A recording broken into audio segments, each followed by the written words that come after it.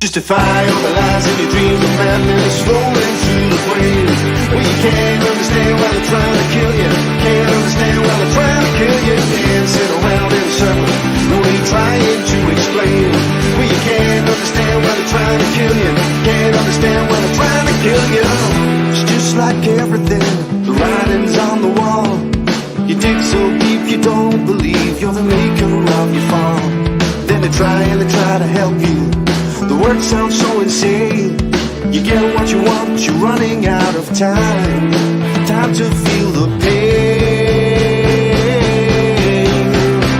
Justify all the lies in your dreams of madness flowing through the brain.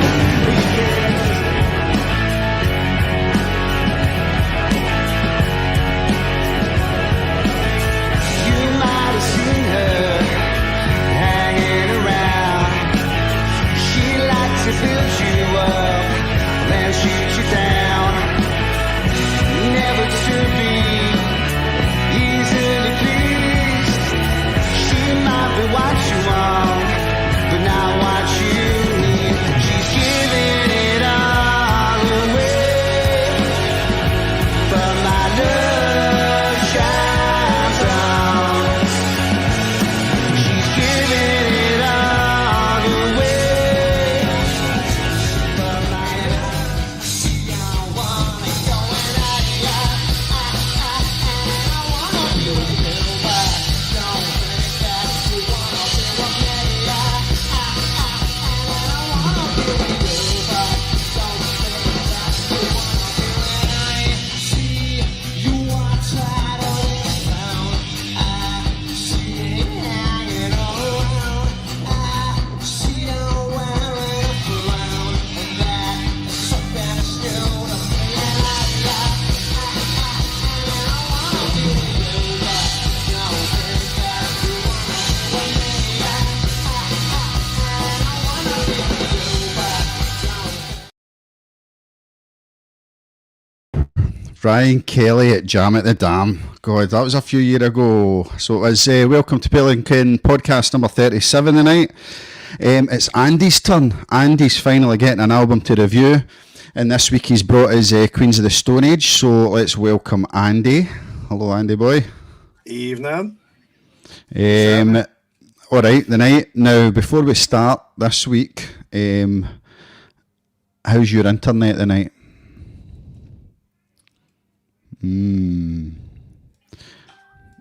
It looks as if it's frozen there. Straight away. It looked as if it's frozen, Andy. Are you alright? Can you hear me? Aye, I'm good. Aye, can hear you. Bit of a delay in Andy's. So Andy's brought his Queens of the Stone Age and Villians tonight. This is his album, and we need folk to help review it. And this week we brought a huge Queens of the Stone Age fan. We thought if there's a Queens of the Stone Age album, and if there's somebody that can let us know a wee bit about the band and get a bit of patter as well. But unfortunately Ricky Mackay couldn't make it tonight. So we've got Ryan Kelly that's going to come on. All right, Ryan? How you do? Always need shadow. Always need shadow. How you doing? All right. I'm fine, mate. I'm fine. Good to have you back. The last album you did was The Strokes. The Strokes, which is still sitting nicely in the chart, I believe, Andy. It is. Aye. I was quite. The Strokes is one of the surprise albums for me, I'd say. It's still sitting. We'll find out later. Yeah, pretty high score, didn't it? Aye, we'll find out later where that go.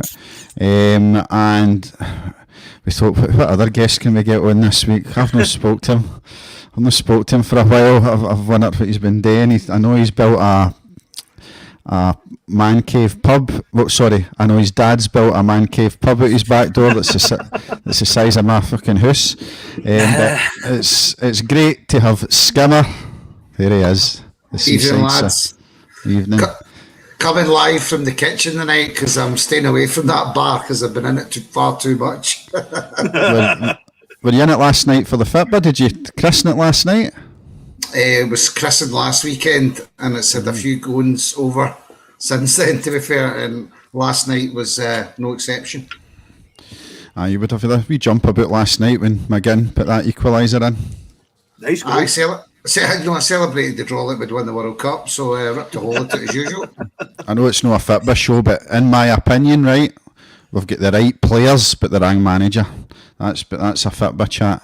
I just think the players should be doing a lot better with the players we've got. I think we're doing all right. I tell you, I thought. Anyway, we'll keep that for the afters. We'll keep it to music. Yes, the after party, yeah. Okay, Andy, so... I don't know if I missed something else up, Penny. just a dodgy. I've got a pop. Aye, sweet enough, aye. I did the logo for the pub. That's what you did, aye. Aye. You must be going to a party, Andy, because you've not got your hat on the night. So it's kind of Friday night, hair out. He's rocking a He's lovely his set of curtains. I was going to say that. It's a 90s McDonald's M haircut he's got there, isn't it? I've just got a wee warning for you tonight, Skimmer, straight away, to stay away from the blade. It's outside, so I'll not be helping myself. Because I think we had issues the last time just with the sound of it. It was kind of Right, interfering with Prestwick Airport. We've got Jane Hancock's hi Andy, and Debbie Strachan hi guys. Hello Jane and Debbie. Andy, so this is your chance. When you said you were going to bring an album on, I was like, it's going to be that Dark Side of the Moon album, which is one of the best ever, allegedly. And then I thought it was going to be Elbow, and I would have taken a sickie that night. And I'd have signed off if it was Elba.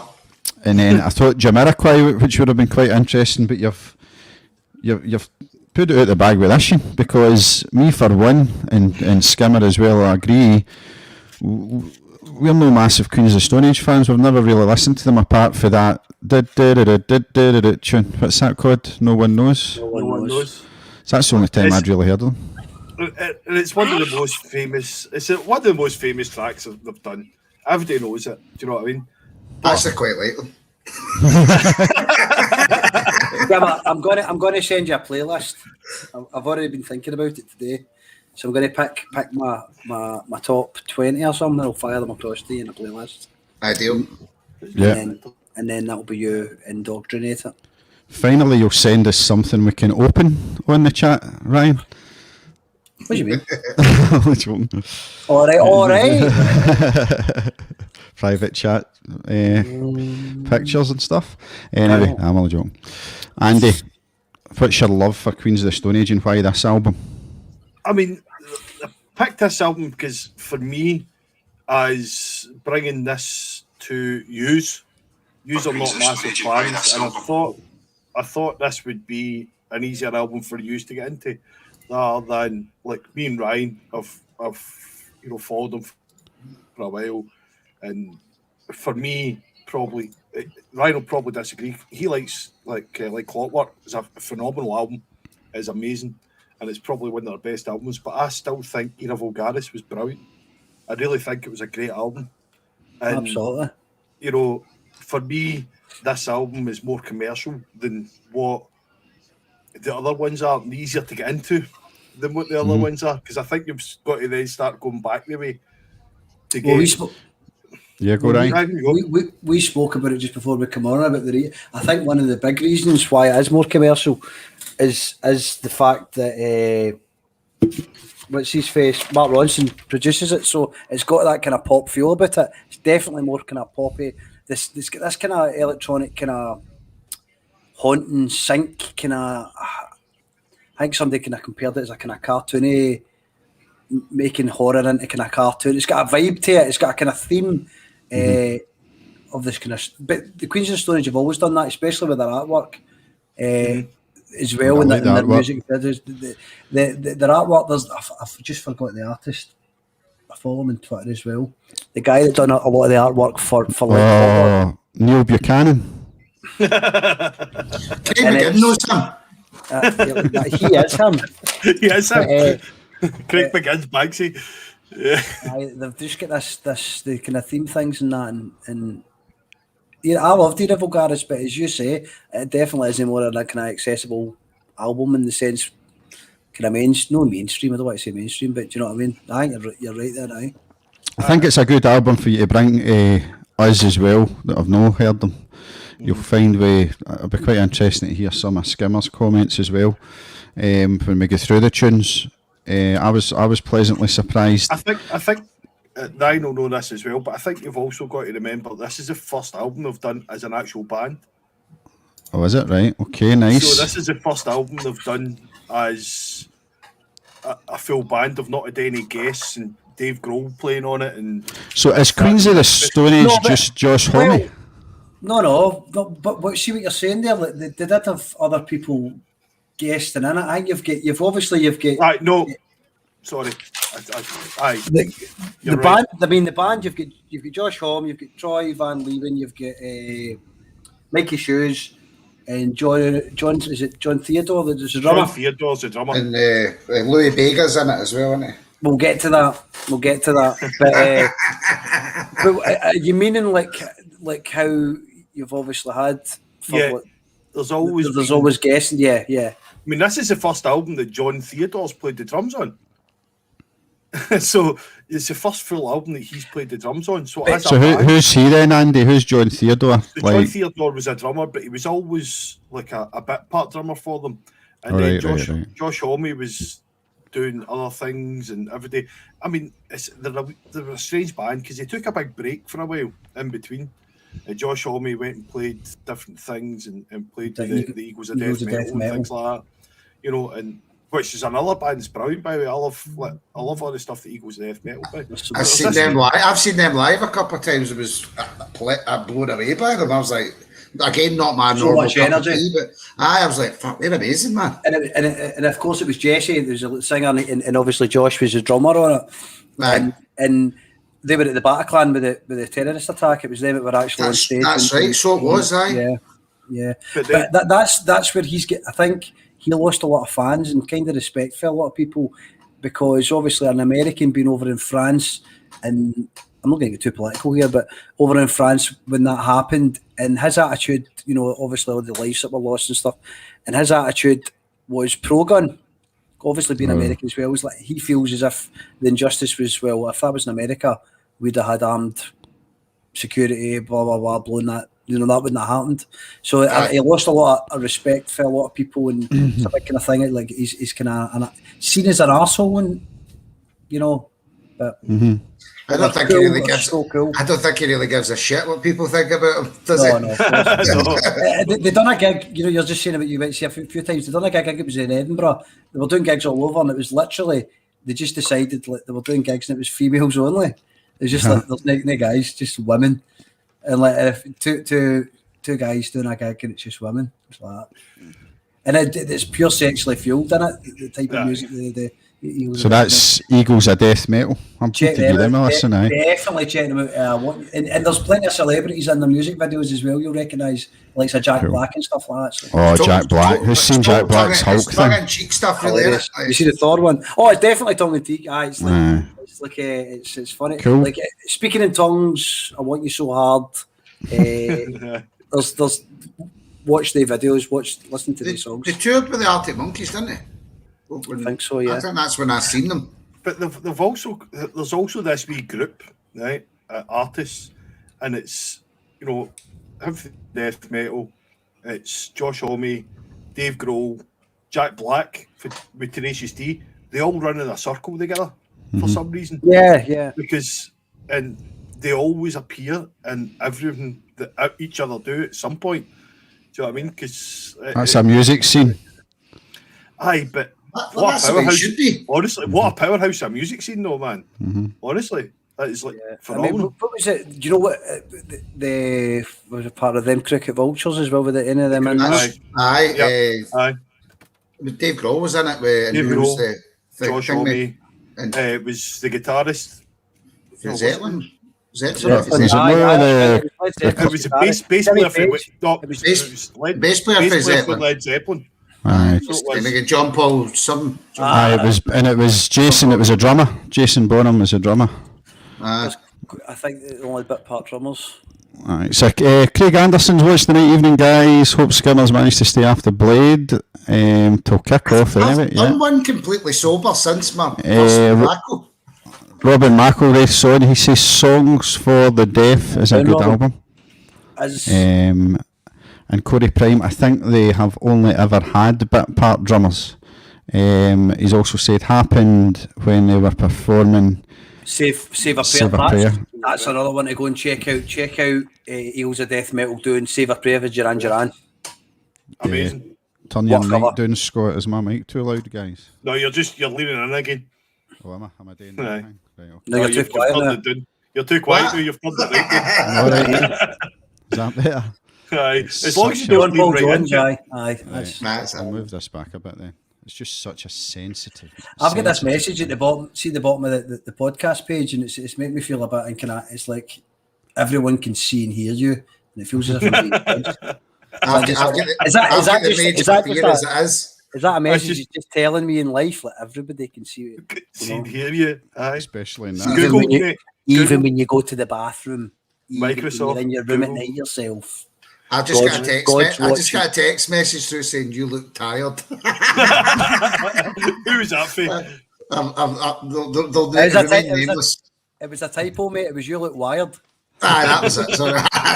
That's more like it. Certainly was last night. Okay, so we'll come to that album later. Just a couple of things I want to go through before we come to the Pelican Force. It was announced today that Transmit and Isle of Wight are going to be back on in September. Did you see that today, sir? Yes. That's kind of optimistic to say the least of it. Is Ian Brown going to play it? Because he's kind of splattered on there about the. Aye. He says he said he wasn't going to play any gigs if he can take his tinfoil hat off, he might be able to play his passports and all that. What's the plot, man? I can't even fucking bring myself to listen to him now. He'll play gigs if the passport shit happens. Aye. I forget the Liam Gallagher's playing Isle of Wight and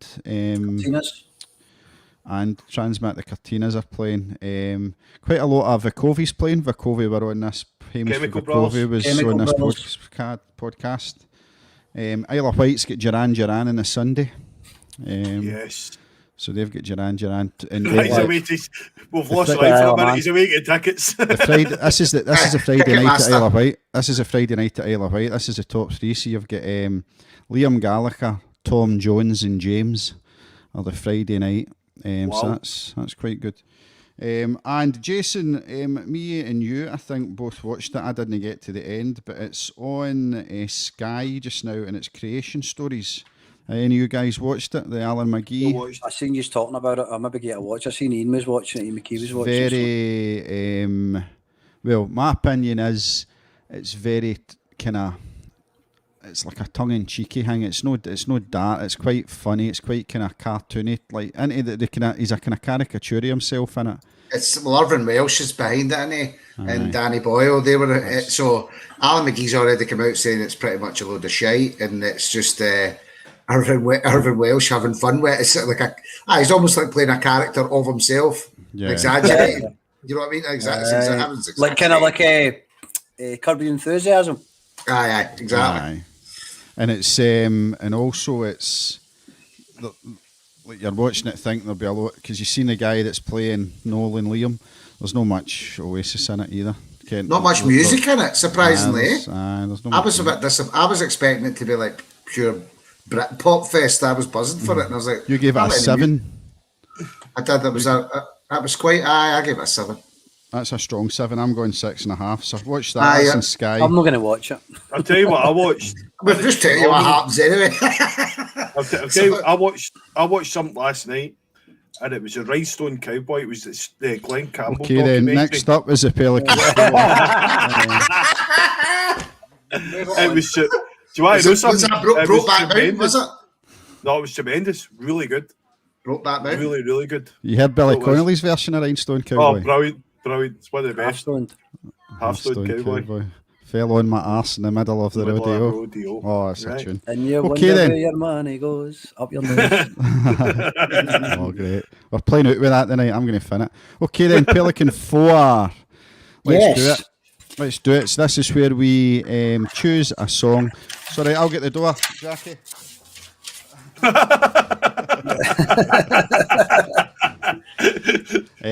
Right, we'll go with Ryan first. On you go, Ryan. Yes. So, but does just introduce it first? Yeah, you introduce the song and So how you like this it, and then we'll is listen to it. Band. I used to work with the singer when I was living in Manchester. I met Joe and I worked with him, and I've been kind of following his stuff. So there's a 4-piece Manchester band. We had Joe Black, singer. The guitarist is Playboy T. They've got a bass player, George Crates, and the drummers, Lou Hampson. Now, they've just released an EP, which is Last Orders, and on it is a single which I have chosen, which you're going to play now. Yeah, what's the name of the band? I just forgot there. Friendly Whiskey. Friendly Whiskey. It's just I've I'm got looking at I've got four tracks there. I'm trying to think about That's when what you I'm choose. saying. Aye.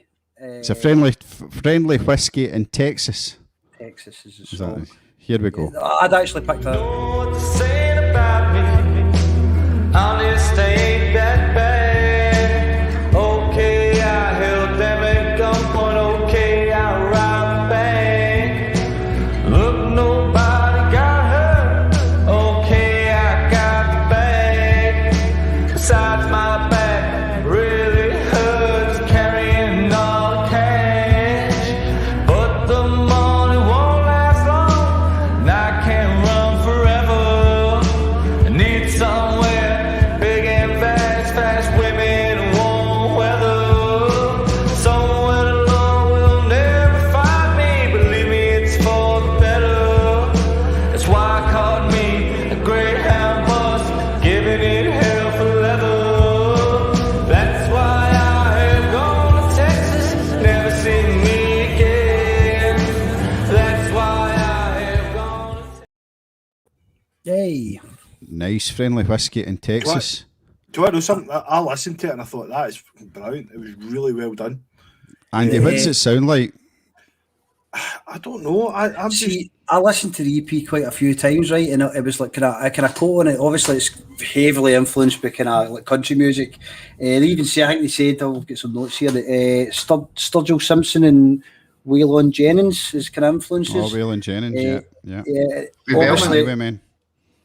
other influences range from metal bands, Sabbath, Pantera, and bands like Red Hot Chili Peppers and Incubus. So they've got a big kind of eclectic kind of type of music that the band's into. But I was just listening to it and I had it in kind of repeat when I was sitting. I was playing, and I thought this is like a good game to play Red Dead Redemption on in the online, you know, that kind of cowboy theme and that. But it is very kind of western sounding. Well And at produced, the song, isn't it? Aye, the boys sounding good, man. And it's at times I was listening as well. He's got a kind of wee bit of a sound that reminded me of Pearl Jam a bit. See Right, some of the well- kind of slow songs. I thought his voice was kind of that kind of route, was a kind of Pearl Jam Aye, type route, but We'd- the song was kind of, you know, country feel to me, but it was really kind of it was dark, but also in a strange kind of way. You know, it was good. I liked it. I really liked it. Yeah, Good are lyrics, They it's are they Chris. still about? yeah. So I can't Basically, find them the- as social, by the way. So if Ryan can dig me up some socials for them and drop Right. me a comment in the private chat, then that'd be brilliant, because I Yeah. cannot find them anywhere. Can put the link up. right, well, they're on all platforms. Music, like the EPs. Musically they are, yeah, yeah. musically they are, but maybe a wee bit more. So basically, they've got shows coming up in the 31st of July, obviously COVID permitting, at the Zombie Shack, and they've got another EP out this year at some point, so they'll be pumping out another EP along with that album. But MD should go and check it out, and get a wee download and listen to it, man. Some good tracks on it. Actually, that Texas wasn't my original choice. There's another song on it. Again, you came at my brains, like, unless I've got something in front of me, I forget names and shit. Too many years of partying, but just go and check the full EP out, because there's some good tracks on it, man. I enjoy it. Excellent. So that's Friendly Whiskey, Texas. I heard very much sounded like the Vet. This sort of tune that we do, Andy. Aye. Aye. It's got that Aye, vibe that's a good about it, shout, man. Scott. It's Good got shout. that vibe. And I like songs. He sung a wee bit about the Greyhound bus. That just takes me back to being in the Greyhound bus in Australia when we went travelling. The Greyhound bus, jump on and off it, you get a ticket and for off, it, I had that. and you sit and like there's loads of memories in that Greyhound bus, and obviously they're kind of.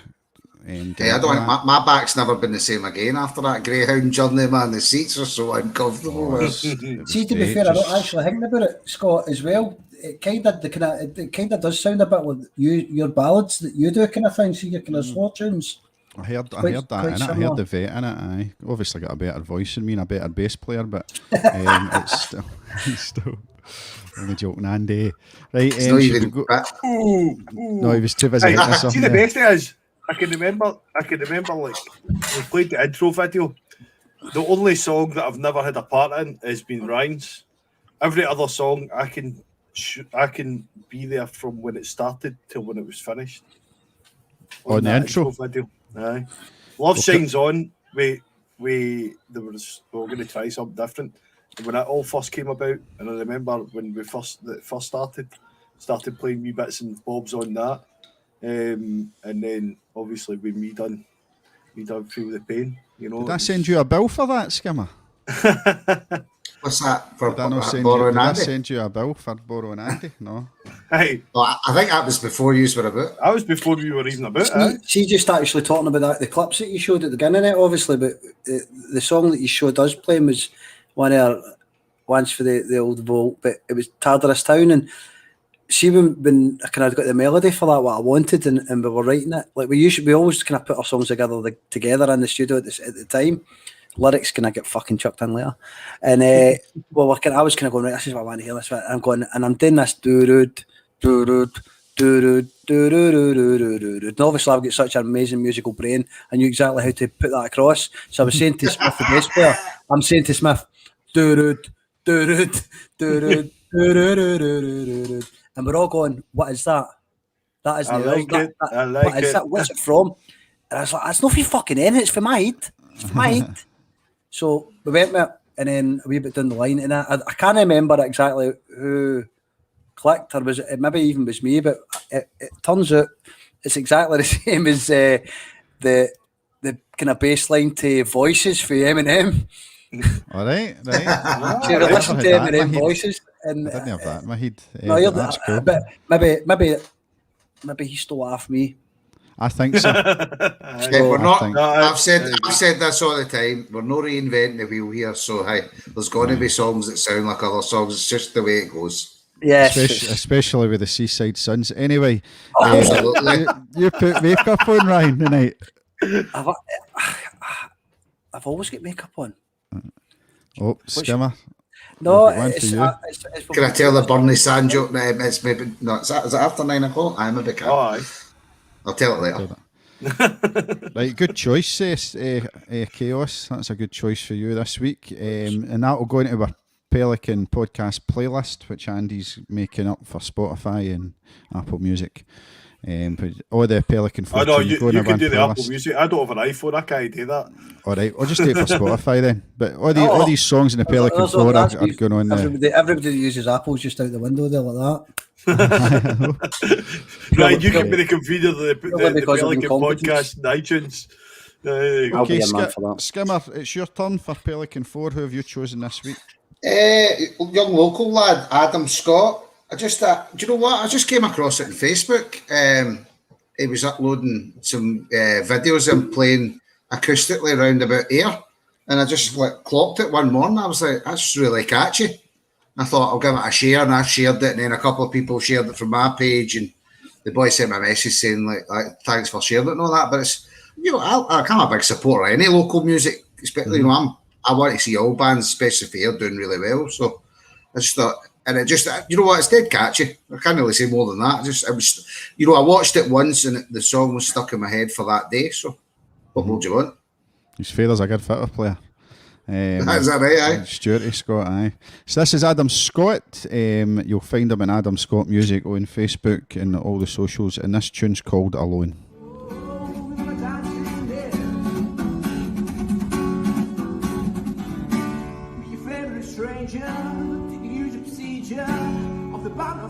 Drinks up on him, but the man will never know when it is. If it's worth I know, getting out of the road.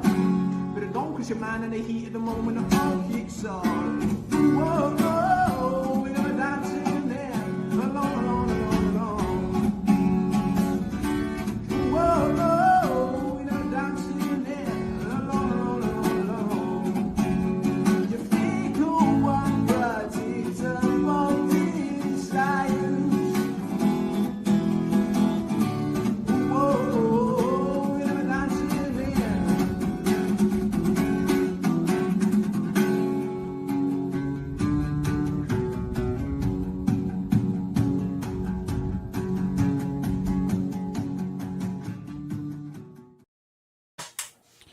Nice. I think we met him once at a gig, Andy. We were playing, and he was talking to us, and he was very influenced by Blackberry Jack and Ricky. He was telling us he liked going to watch them. Was that all up at Stirling? I don't know where it was. It was What age is the boy? I've never met him before.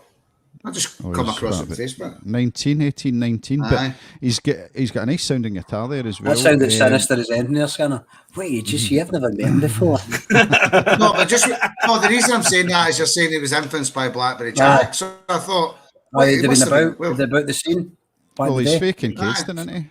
Is he? Is he? Well, Right, I think that's where Stuart's for. His dad. I'm sure they are. It was Harley's we met him in, Andy. But Was it? Aye. He's got quite a good look as well, the boy. No being sinister, but he's got quite a good look and sound. That's the first I've heard it there, man. Very good. For Yeah, it's brilliant. just hopefully he's got the confidence and the gallus. There is a promo video, a promo song that he's done of that as well, with a full production kind of band, and it sounds pretty good. It just needs obviously. I'm trying to place, but I don't want to say it sounds like something, but it sounds like something. Oh, he's definitely got that Arctic Monkeys. Alex. That's ripping out it, man. Maybe just that simple. See, when you actually listen to the demo one that Andy's talking about, it is 100% Arctic Monkeys influence. Like it is, it's got that kind of wrong with that, by the way. edge. Like that. We're not saying that he's copying Arctic Monkeys. We're just saying obviously he's using influences, isn't it? he's using his influence. Aye, and rightly so. Definitely, man. Aye, brilliant. Cool. Excellent. We'll come to. Well, I'll go next because it's Andy's album tonight. He can go last. I was just in the Scottish New Music playlist, and I was listening to, like you do, you just listen to tunes in the van, and I'd picked one, and then the one that I picked, this come on after it, and it is a song by Roseanne Reid, and it's called Tentsmuir Sky. And I don't know why I like it as much. I just think it was because the rain had just come on, and it was just a right nice soothing song. I just loved it. I absolutely loved the song. It was really nice. So I thought I'm going to put this on here and see what you think. But it's Roseanne Reid, and it's Tentsmuir Sky is the name. Cool name. Here we go. Catch the wind, feel the blow. I'm gonna miss her when I go. I know. Catch the wind, feel the blow. I'm gonna miss her when I go. I know. She's high above me. High above me.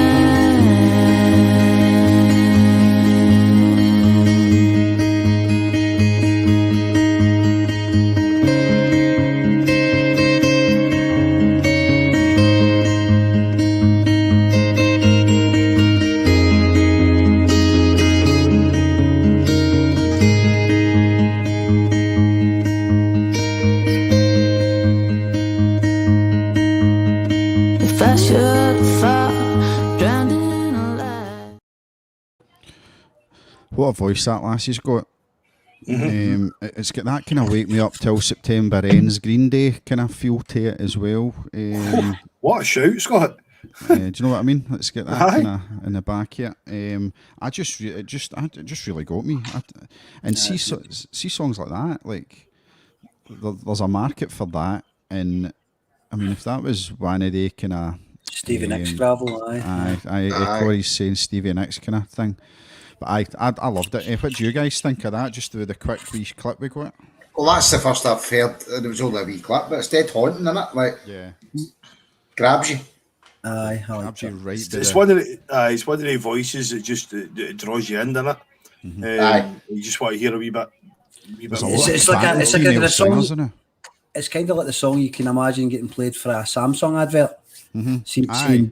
balls, Yeah. or hundreds of balls bounced in a Yeah. meadow or I something. can artist say artist. Aye, type. aye. I can see Ryan it, but Kelly, it's still really nice. production manager for Nissan Motors. I got an idea. I want to bounce bouncy balls down a meadow to your song. There's my mum on saying she liked it. Yeah. What was her name again? Roseanne Reid. Roseanne Roseanne Reid. Reid. Roseanne So Skimmer's mum loved it. Corey says it's reminds her of a landslide. So yeah, it's got that in it as well. Absolutely brilliant. And she's called Roseanne Reid. Yep. So that's great stuff. We'll tag her. I was late putting my Pelikan 4 in, so we never got her tagged in the comments, but we can edit it later and we'll tag her on it. Okay then, Andy boy, what's your Pelikan 4 this week? So, like again, Scott, like I went down the whole new release Scotland playlist, but there's a band keeps on popping up, and Jason, you might have heard them as well, and I'm not sure if you guys way back were meant to play with them at some point. It was a band called Swim School, I don't know. right? Potentially. Don't Potentially, ask him, no, man. but I've heard the name. He You might doesn't have care primed- you where might it- have- you might have primed me for that question, man. No. Skimmer doesn't care even the venues. He needs to be told the venue he's playing, never mind who he's playing with. Aye, well, that's true. Aye. I was just told a time and a place. place. That's that, mate. We just turned up in 5 minutes. But- But I've heard the name. I've heard the name banded about a few times, I've heard him, but yeah. never listened to the music. So Edinburgh-based kind of, I'm going to say rock band with female singer, but really really good. And the track was sitting. It was the first track I hit on the playlist because it's obviously just new, and I was like, wow, this is I like it. I heard it too, yeah. So this is Swim School. Excellent. There's no stars. Erase time I feel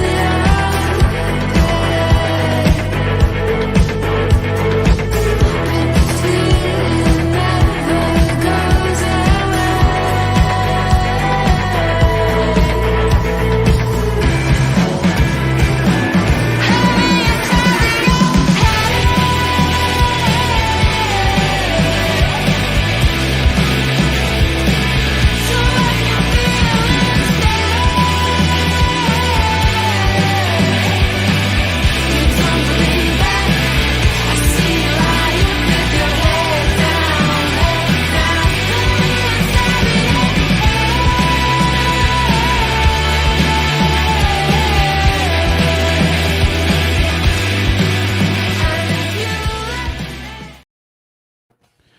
I'll tell you, seeing Scottish music the new, and we've been listening to loads the last wee while, Andy.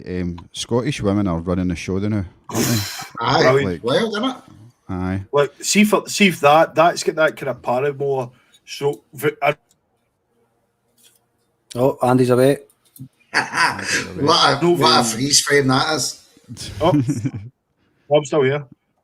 Yeah, Aye, they just froze. That's you. Go for it again, Andy. Go for it again. All right, sorry. So it's like they're like, so if you imagine like a Paramore, and then also a kind of lighter version of a Covey, but I think Aye. you know they'll do really well. Impressed. They've very got a kind of impressed. 90s sound that you know the kind of Brit poppy, the kind of mid 90s, 96, 97 kind of you could was it Elastic and stuff. Elastic, like that. aye. That's Right. what jumped it. That's what- I get that kind of vibe about it. Shout. Good It's shout. got an electro, that kind of electro rock type vibe as well going on. Aye, definitely like that. I like it. Yeah, so that's Swim School. I heard that as well. That was I kind of that come on as well, Andy, when I was going through that playlist. That's the new Scottish music playlist. It's cracking. It's all the bands. So when you see the likes of Transmit, and a few of my mates had shared the Transmit thing the day, and they're all talking about the headline acts and all that. But you should see, like, if you're into your music, go to the River stage at Transmit. There's some cracking bands there. So they've got the King Tut's stage, where it's that kind of level below the headliners. And then below that, you've got the up and coming bands that are maybe playing to 2,000 folk and gigs and things like that. But some of them are cracking, and that's where you're getting when you go to these festivals and you go to the tents. That's where it's like Irvine back in the day when you were at Irvine to see Oasis. I mean, it only Irvine held Beach Park. it only held 2,000, but I ken 46,000 that's been to that. But like it's like it's getting in there early to hear some of these bands. But that was a good Pelikan for this week. Excellent. So let's go into the album. So me and Skimmer know nothing about Queens of the Stone Age. So this is the 5 minutes where Andy and Mr. Kelly take us up to this album. So Queens of the Stone Age up to this album. What's been happening? Tell I'll us. let Ryan go first because Ryan. So Queens of the Stone Age got introduced to me, I think, in the kind of very early thousands. My brothers loves them. He was right into them. The first album I got to hear, I think, was Rated R, and it was on a CD Discman. We were on holiday in Ibiza, and my brother had this Discman, and I'm sure it was Rated R. I tell a lie, it was Songs for the Deaf, but I was already, I'd heard that, and when I got back from holiday, I listened to Rated R, and Rated R became my kind of, I just fell in love with them after that. So Songs for the Deaf was an amazing album, but Rated R's the kind of one that got me into them big time. I think Josh Homme was with Caius before that. He was in the band Caius, wasn't he? Aye. And then, but Rated R was the album for me that get me right into them. And then obviously you've got the Songs for the Deaf one, which the kind of one that had the chart success, I think, more, but no one knows and stuff like that. But there's Lullabies to Paralyze. That album for me, I know, is tops. But again, we were speaking about earlier on the songs on the albums. Like Lullabies to Paralyze has got like Burn the Witch. You've got Jack Black doing the clapping in it, just standing going. So you've got all these wee kind of quirky things that are thrown into the albums as well, but that doesn't take anything away from how accomplished that is. And they're just an amazing group that I think Corey in the chat there touched on earlier on. Like they always seem to have different, and Andy was talking about it. They've always got different kind of members creeping in and out. Their bass player obviously had to leave and kind of disgraced, didn't he? He was quite a big character. Aye. What's his name? I think there was a bit of a personality, a bit of clashes there. Yeah, what was his name? The baldy fellow with the goatee, somebody. Me and Skimmer can't help you with this year, I'm afraid. Baldy fella with the goatee. Nah. I don't know. Anyway, I think he battled his missus, and then it was all something like that. I'm just looking at it. Friendly Whiskey. There's some Friendly Whiskey fans coming into the chat there. Like, just covered it. We just covered it, guys. But you'll get it on the.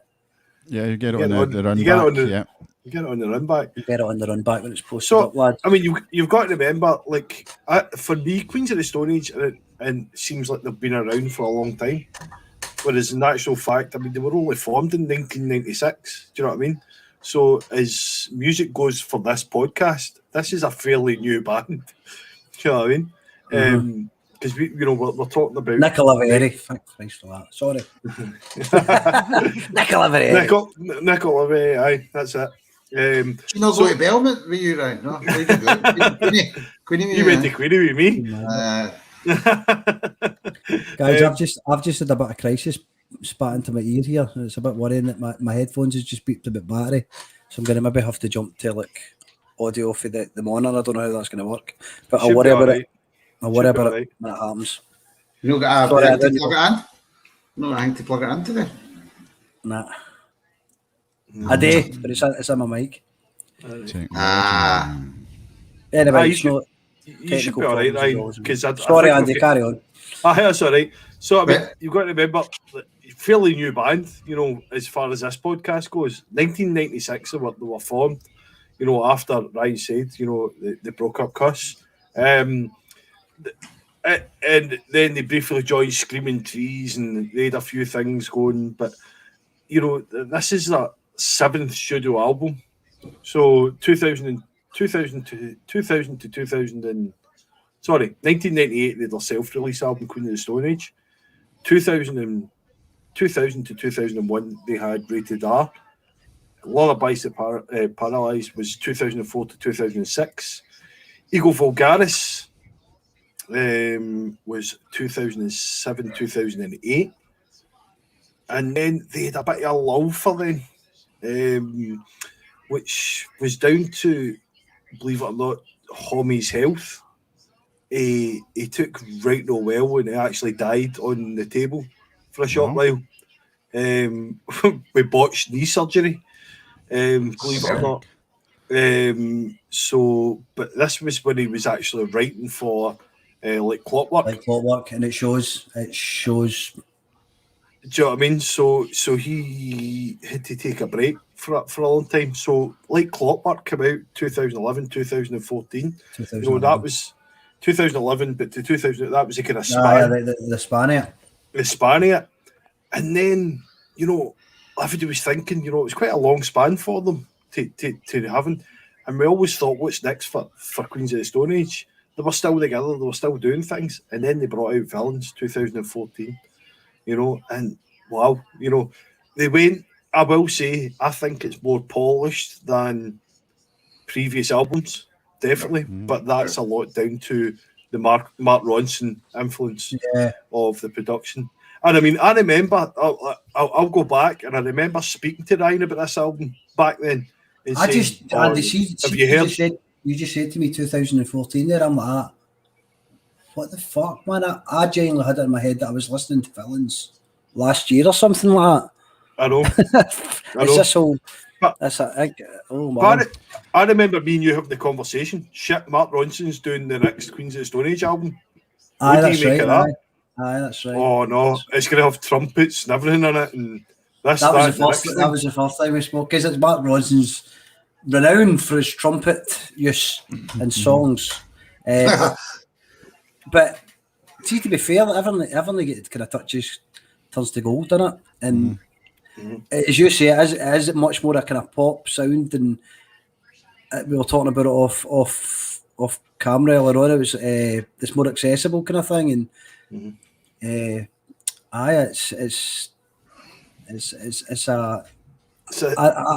kind of had to revisit it over the last week again, because when I seen that you chose this album for your album, obviously about Queens of the Stone Age, I was kind of like going, "What the fuck, man?" But like Clockwork, but now I get why, because it is something that maybe could I take easily like introduce Clockwork, people into it. Because, so, see No One Knows, which is the tune that obviously I only know them from. I take it like Clockwork and Rated R are like, is it heavier than that? Is it like a heavier like album? Clockwork? See what Andy was talking about when he said the surgery and he died in the table. See, when I said it showed, I didn't mean it was a terrible album. I meant it shows with the kind of darkness, the songwriting and the feel of the album, and the lyrics in the album kind of hit home to what he's. Well, they made a think about it. Probably there's lyrics in it that are so kind of dark, and you know, he does talk a lot about, you know, being like dead, not in a good place. Aye. and the videos and everything. I think the whole feel of like Clockwork album, but aye, it's got heavy elements, and it's got off a kind of. It's not a full. See that the album we're listening to just there, Villains. It feels more kind of completed, and I think the other ones are quite heavy at times, and then jumps into something kind of strange. What was your kind of thoughts of Queens of the Stone Age before we got this album, Skimmer? You were. Well, obviously, like for own like Ryan and Ricky and that over the years, I know that they were right into them, and you know, I kind of listened to. Well, the No One Knows tune, right? It's a good tune. It was famous, wasn't it? We get played at loads of indie nightclub things and that. And but I just thought I found them a bit heavy for me, and I think that's why the grunge thing never really has done it for me, right? And I kind of never really gave them much time of day. And I spoke to you when I was talking to you on the phone, like. I remember, like, I was right into the Arctic Monkeys, obviously, when they first came out, still am, but I remember meeting them. We went, and me and my mate that lives in Florida went and seen them in Florida and ended up having a few beers with them and that. And Toby had asked, like, all the members of the Arctic Monkeys there that were there saying like, "What's your influences in that?" And every single one of them had said, "Oh, Queens of the Stone Age, they're their favourite band by a country mile." And I remember at that time going, "Right, I'll need to give them a listen." And I listened to it and I kind of went, "It's not really for me." But then, as we spoke about, like, it's probably the perfect album. This one to kind of, because it's a bit more kind of polished, probably a bit more commercial. Accessible in that sense. Aye, it's probably because when I said my scores in earlier, because I obviously was winding you up, you were like, "Wow, I didn't expect that," because I genuinely did like it. Aye. I thought obviously because I was kind of put off with what you just said, because I did think you're not in there. Then I was thinking, see, just what you were saying about the Arctic Monkeys thing, and if you look at certainly the album that came with after the Desert Sessions, that they went out to California, didn't they? And they played with Josh Homme, and they came back in. What was the album that they done that was off the back of that? The Arctic Monkeys. Was it that was before that, wasn't it? Was it no Humbug? Before Humbug had this heavy feeling. Folk were going, "What the fuck's this?" But then I think it wasn't till later on you seen it more of the influence. I think with AM. AM's 100%. So many influences from Queens of the Stone Age. There's a song that's actually like a Queens of the Stone Age song. You've got "I Want It All." That it's not actually Alex that sings in that, is it? It's Elders.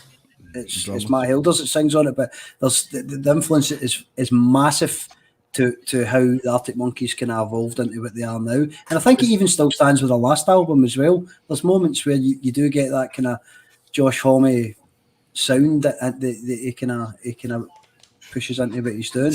It's funny you're saying that because I'm now hearing the Arctic Monkeys in my head, and I'm thinking even the guitar tones and things like that they were using, you know, with that album sound very much like a kind of clean guitar that Josh Homme or somebody like that would use. Did he not? He done some production work with him in that as well. I think Josh Homme, didn't he? Yeah. They've done a lot of work together when they went and done these.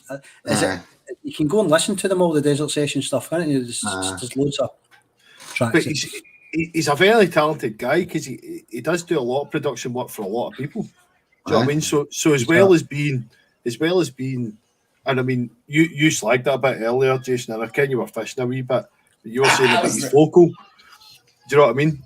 The guy can actually sing. Yeah, that was a Strachan singer. See something I know it jumped out at me in this album, by the way, I'll talk about it as we go through the tracks, but and I know what I sound as if like folk will go fuck off, but there's so much if anybody else is getting it here, but he's got a kind of Bowie sound to him a lot of the time, innit? And I'm like, fuck, that sounds a bit like David Bowie there, man. And obviously it's not like I'm being deliberate, but I get that because I get the sound of Iggy Pop for him, and going He's worked with Iggy Pop. He produced Iggy Pop's album. And going for the Passenger album we listened to, well, Bowie was heavily influenced in that album. So yeah, I can hear Bowie a bit in it, but I hear more Iggy Pop in some of it. Do you want to let's get into this album then? Let's do it. Let's do it. Two-footed tackle into it. This is song number 1, Feet Don't Fail Me. Here we go.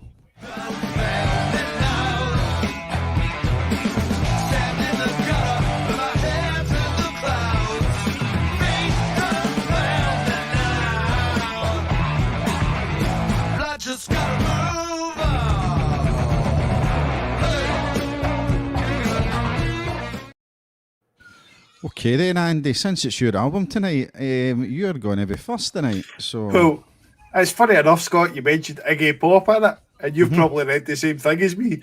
In 2016, basically, Josh Homme produced and co-wrote Iggy Pop's Post-Pop Depression album with him.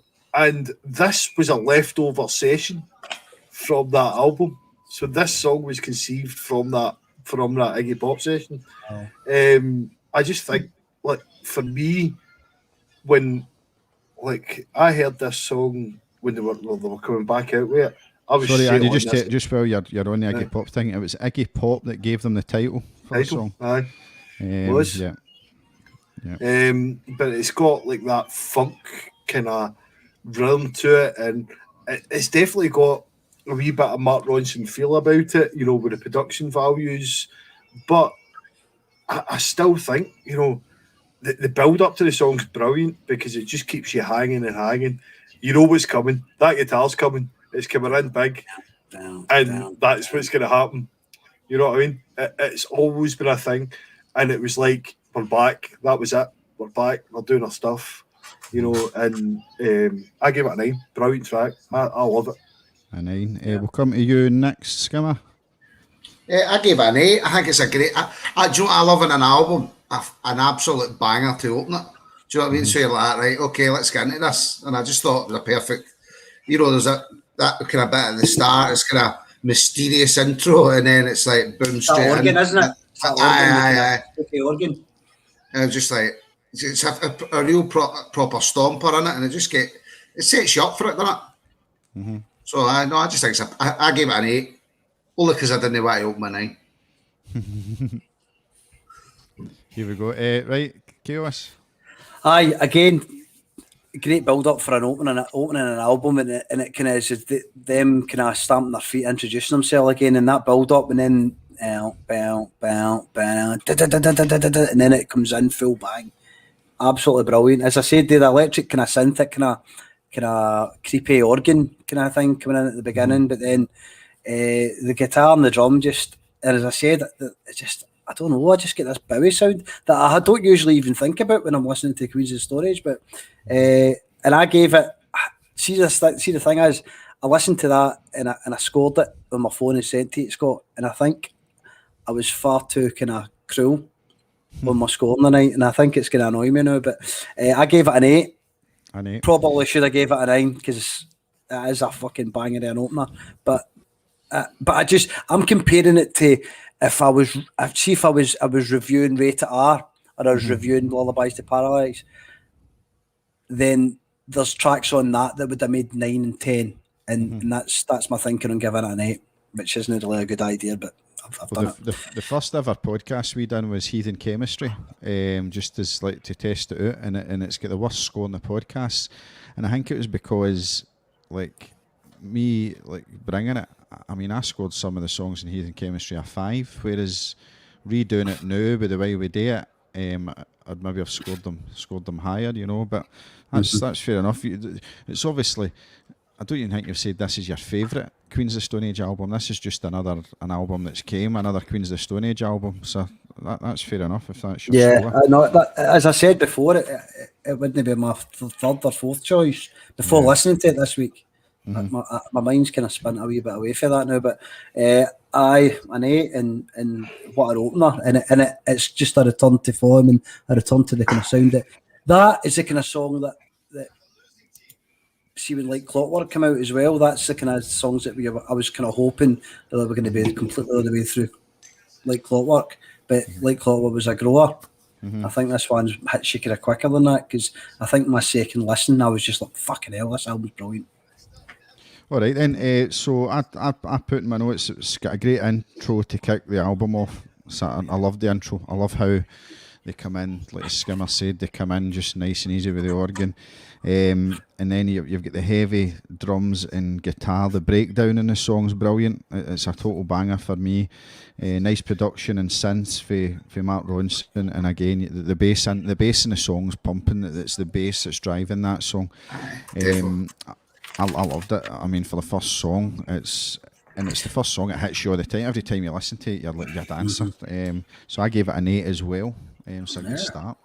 Let's see what the score was for Feet Don't Fail Me. Now it is. I've put Feet Don't Fail Me, and it's 8.25. So anything over 8 is good. Excellent. Okay. So the next tune is song number 2, The Way You Used to Do. Here we go, song number 2.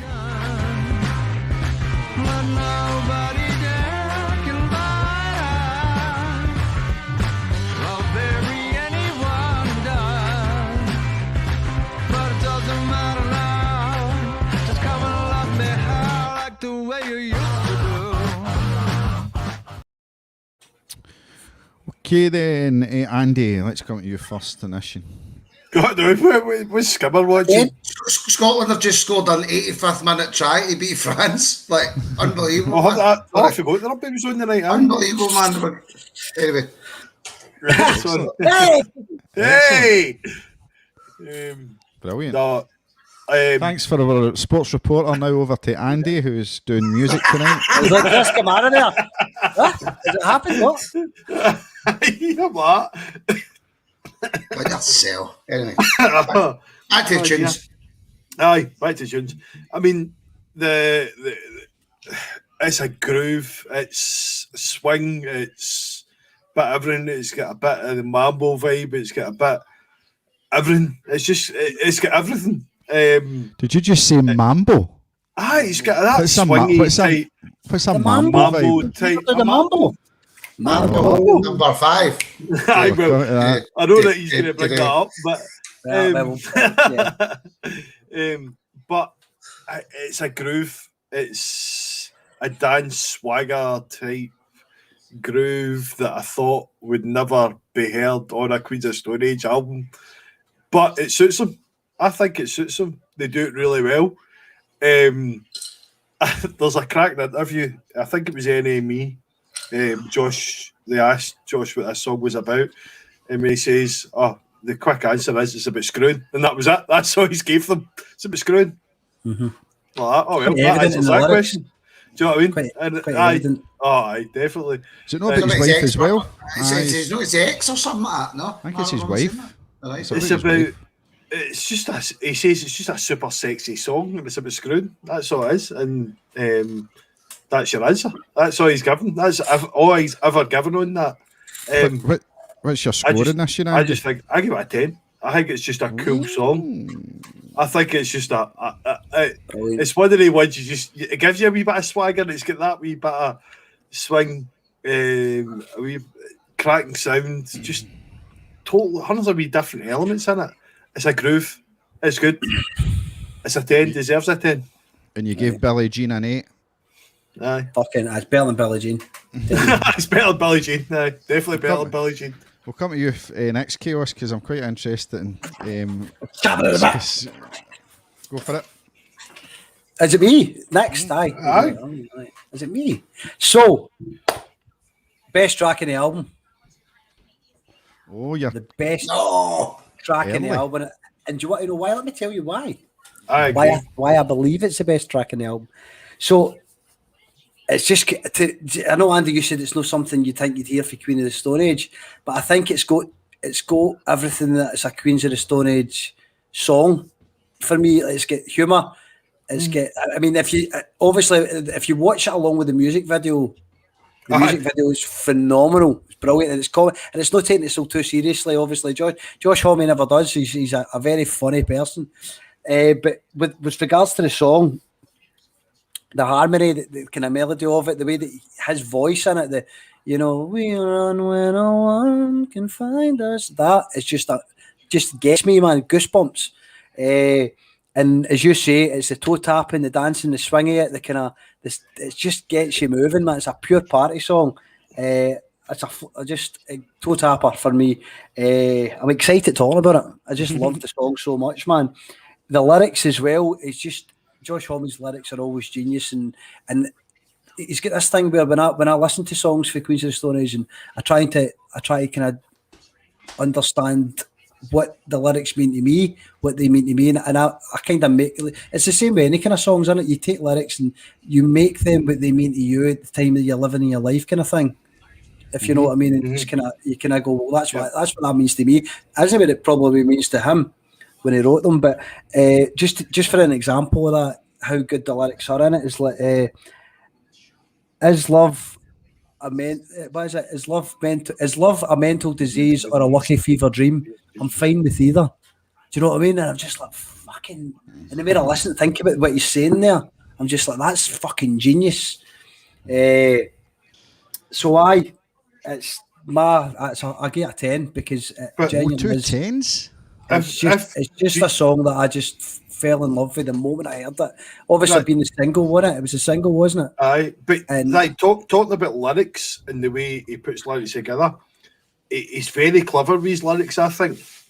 and everything he writes, and he can make nonsense words sound amazing and put them into.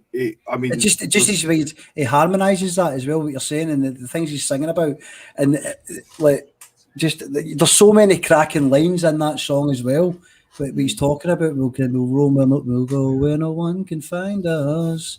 And then like the threatening kind of sound of it, like, I'll bury anyone who does. He's just like, I'll fucking kill you.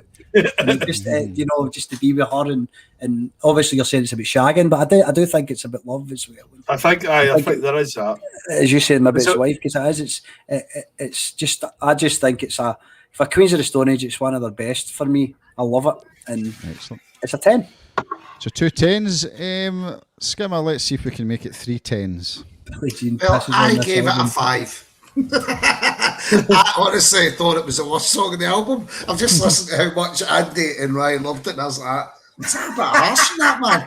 I thought it was I thought it was utter shite. I'm not sure honest, I did right. And the reason I gave it a 5 is because they've ripped off Louis Bega. Plain and simple. It sounds like Mambo number 5, man. It's a complete fucking Which is a fucking cracking song. It's a great song. Why is Louis Bega's didn't get a writing credit for this? I think there's a travesty here. Can I It's not Travis, mate. That's another band. Can I try? Let's No, let's get it up. I'm telling you, man. To be fair, Can I share my screen and I'll try and get it up in the chat? Yeah, go. that's what we're talking about, the Give me whole 2 Mambo thing, seconds. because it's got that feeling I kind of As soon as I heard it, I'm like, Mambo 5.5 chord he's saying this there. is Mambo number 5. What the fuck? In fact, can you excuse me? I don't want to listen to this. I'm going to It's fucking right. Corey's always also saying Billie Jean's overrated, and Jimmy's saying Billie Jean pisses in this album. So that was where we Billie Jean chat earlier.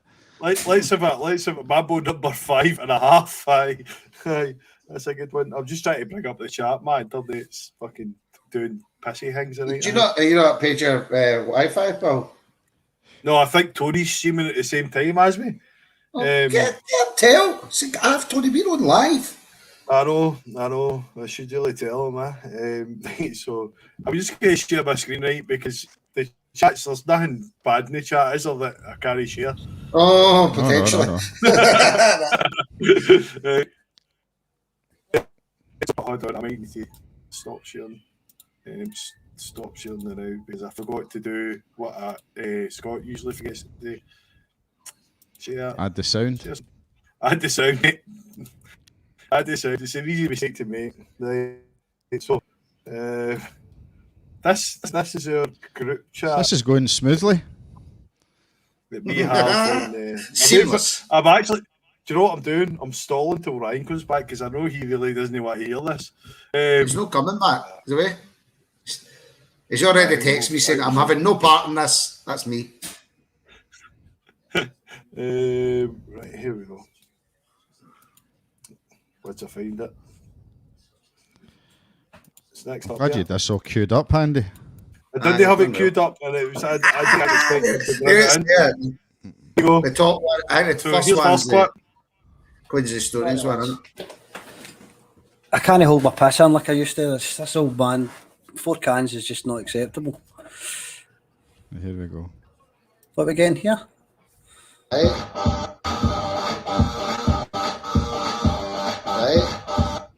Right, so that's Queens of Stone Age, and this here is Oh no, it's the one the other way. Oh my God, get him away. that's the right one. It's the one to the left, isn't it? That's me doing my last minute homework. Isaac is. Hurry up and get that in half before he goes to the toilet. Still there? And Aye, we're still here. Andy's just still here. having an absolute As you say, dream here. my internet is having a mare. No way, is it? Right, anyway, take my word for it, everything. There you go. I thought it. Is my sound still okay, guys? Because I've lost the headset. Aye, you're Yeah, fine. still good. You're fine, mate. You're fine. No, you're fine, mate.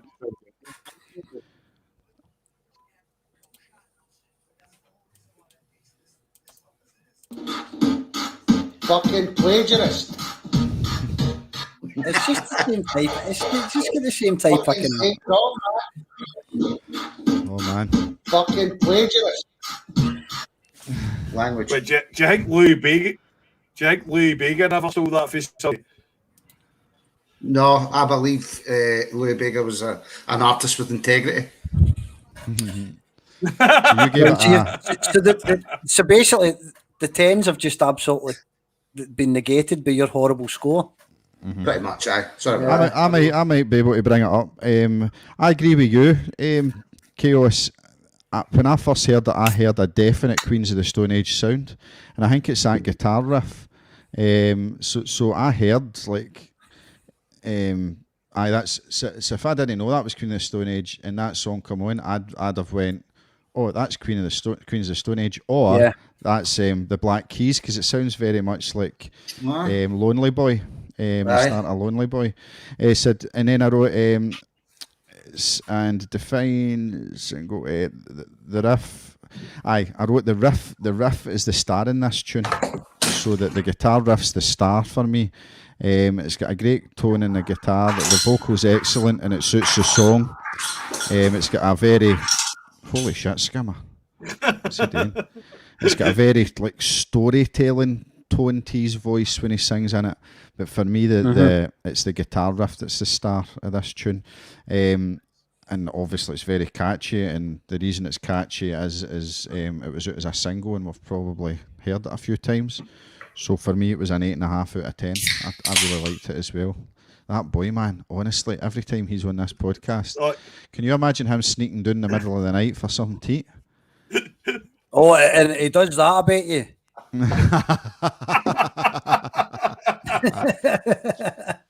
Well, he's sleeping. That's another good score.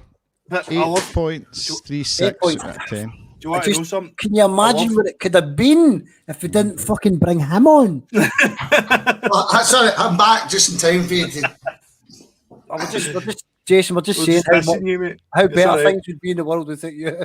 Listen, you know what? I had to bring it down. I know it's. I'm sorry. I had to. It was the Mambo number 5. I went, I'm not scoring that any higher than a 5. Fuck that. That was maybe a bit harsh. I think you should listen to it more, mate. It'll grow on you. Maybe. I genuinely only listened to the intro of that song because I went, I'm not fucking having that. And I skipped it. What have you got to do, Skimmer? You shouldn't have been allowed to score it if you only listen to the fucking intro. I went, I'm not fucking having that. It's Mambo number 5. And I skipped it. That should be your score should be deleted, and then Delete the it. score should listen.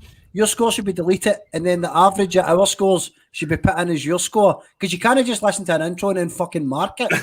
No, I said, no, I can. I said, that's fucking no, Mambo number 5. I'm not having it, so I skipped it. Right, okay, let's go into song number 3 then. Domesticated Regard to the whole animals. fucking- the whole structure of this podcast. Here we go.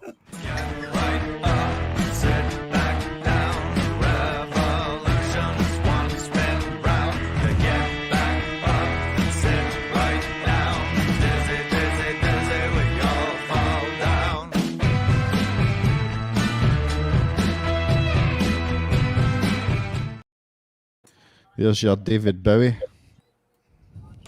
I'd agree. Aye, definitely. It's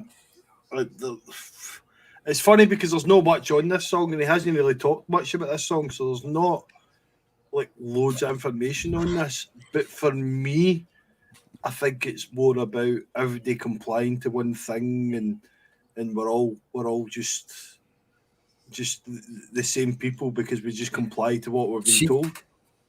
See, you saying that, Andy, my first kind of impression was the kind of militant kind of sound, the way that he's chant. It reminded me kind of like, like in Pink Floyd's The Wall, where they're all just walking with their, Walking. yeah. All just being strange compliant. that you said that, because that's exactly how it kind of Do you want to know something? Like, I try and not compare anything to Pink Floyd, Scott. You fucking mention it every podcast. What are you talking about? Every single Oh, podcast shit, it's mentioned. I've just said a fucking trigger word. Aye. Aye, I know. But I mean, but no, still a really good song. And I get the Bowie feel to his voice there, and I'm glad again, it's not just me. It's kind of felt that. I'm glad it wasn't just me thinking that. no, Well, definitely again, that song anyway. That song aye. for a, Again, definitely. there's wee bits at the end of the kind of breakdowns at the end of the chorus where he's got that breaking down the goddamn door, and his voice fades out, especially at that point. You're like, wow, you know. And I think his voice comes across quite well in this again.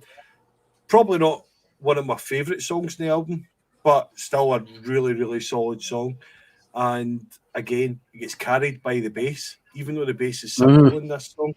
It gets carried by the bass. Guitar work again, phenomenal, because he is a great guitar player. I gave it a 7.5. Probably not the strongest song of the album for me, but still a good song. Yeah. Okay, we'll come to you, Chaos. No, a great lot to say about this as well. I think I just spoke to, obviously, saying to Andy just how I felt it kind of sounded like a kind of militant stamp march kind of song, and more of a grower. It was one I just kind of didn't really like at first, and then the second, third listen, I like the way the way he puts the lyrics across, kind of thing. It's kind of hypnotic in it. It's kind of you get repetition, just fucking, and it gives you that kind of feeling. Just as you say, just the same thing over and over again. Do what you're told. But other than that, it's a good song, but it's nothing. Didn't set the world on fire for me. So I gave it 7.5, 7.5. Okay, Skimmer. I mean, it was an alright tune. It was a bit kind of, and I get that that's the vibe he was going for, is the repetition in it. It just kind of bored me a wee bit. I wasn't really into it, so I gave it a 6. It didn't offend me, but it didn't terribly excite me. So It didn't offend me. it didn't offend me, but I didn't go, that was good. So it's an album. To me, that's an album filler track. All right. Which on a night, which on a 9-track album, I think's despicable. I'll tell you, it's despicable. Listening to the fucking intro of a fucking song and then marking it a 5. That's despicable. I did listen to it all the way through. I was only winding up. All right, so you gave it a, what did you get, a 6? I gave it a 6, but probably I mean that's a half 6. All right. See, I like the dark vibe, and I like the dark vibe, and I like the guitar only building it. So it's just the guitar and his voice, and it's building nicely. To me, you're saying Bowie, and you can't. And when I heard it there, you can see Bowie. But for me, I heard like as if it was like if Talking Heads were going to bring a song out, then I think this would be the kind of idea. Do you know what I mean? It's got that Talking Heads kind of David Byrne. Genius, mate. It's got that David Byrne kind of. You can imagine David Byrne singing this. So it's got that. Again, I agree. It's got although it's a simple bass, it's got a great bass through it, which and like throughout the song, it's an easy listen, and I liked it. And I love a song where you sing to the beat. So that's obviously been written music first, and he's just went, listen, I like that beat, I'm going to put words over the top of that, and that brings the song, because that's how he sings it. He sings it as if he's singing it to the beat. You notice where he punches his words when the beat's harder, he'll punch some words. And I love steady. The juxtaposition in this song is it's a very steady song, but he's got like in inverted commas dizzy lyrics, because he says dizzy in it. The lyrics are quite messy, but the song's steady. Really clever. I know what you mean. Like the revolution's kind of forced. So you kind of jamming the words in to go with it. It's brilliant. There's actually a word for that as well. There's a lot of artists get as many words as they can into a bar, or as many syllables. I liked it. And this I started listening out for clever things they do in songs. I gave it a 7.5, right? But there's a couple of songs that are down the line in this album, and one of them I first listened to for the first 3 listens, I gave it a 6 out of 10, and then I moved it right up because like see when you listen to an album, it's alright listen to it once, but see when you listen to it all week, you get things. And this song as well was a 6, and then it's just it built, but a 7.5 for me. I quite liked it. So I think we're all kind of the same with that tune. I think we've all got which is good, and a 7.13. It's a listenable tune, innit? Ken, it's not gonna. It's good.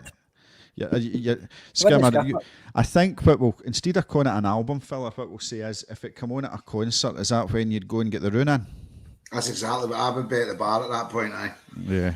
Or away for a pish. But you'd be Go get pissing me a it, beer, wouldn't then, will we? Had a pish at the bar. I've done Right.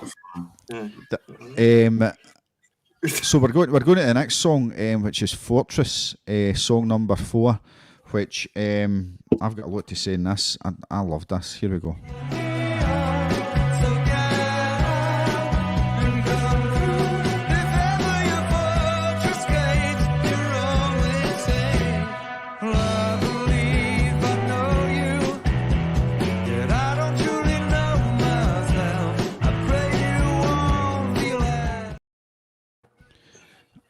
We'll come to you, Andy. As a Queens of Stone Age fan, is this a song you would have expected them to play? Kind of and kind of not. I mean, Right. Josh Homme is a big fan of his kids and things like that, and I think he wanted something for them to listen back to when they're older. Mhm. And this is what it is. You know, this is the track. He's made no illusions that this is what the track was written for. There is a few facts about this as well, though. Like Dave Grohl turned up at the studio when Josh Homme was recording this, and he was struggling with vocal for this, and you can see why, because I think his vocal's tremendous on this. I mean, his vocal It's is quite high, isn't it? absolutely outstanding, right? And I mean, to look at Josh Homme as a character, he's a big guy. Big He's- menacing bastard. Big He is. hard. He's a big, hardy looking boy, right? But even I would kind of think, maybe no. I might not have a chance here. But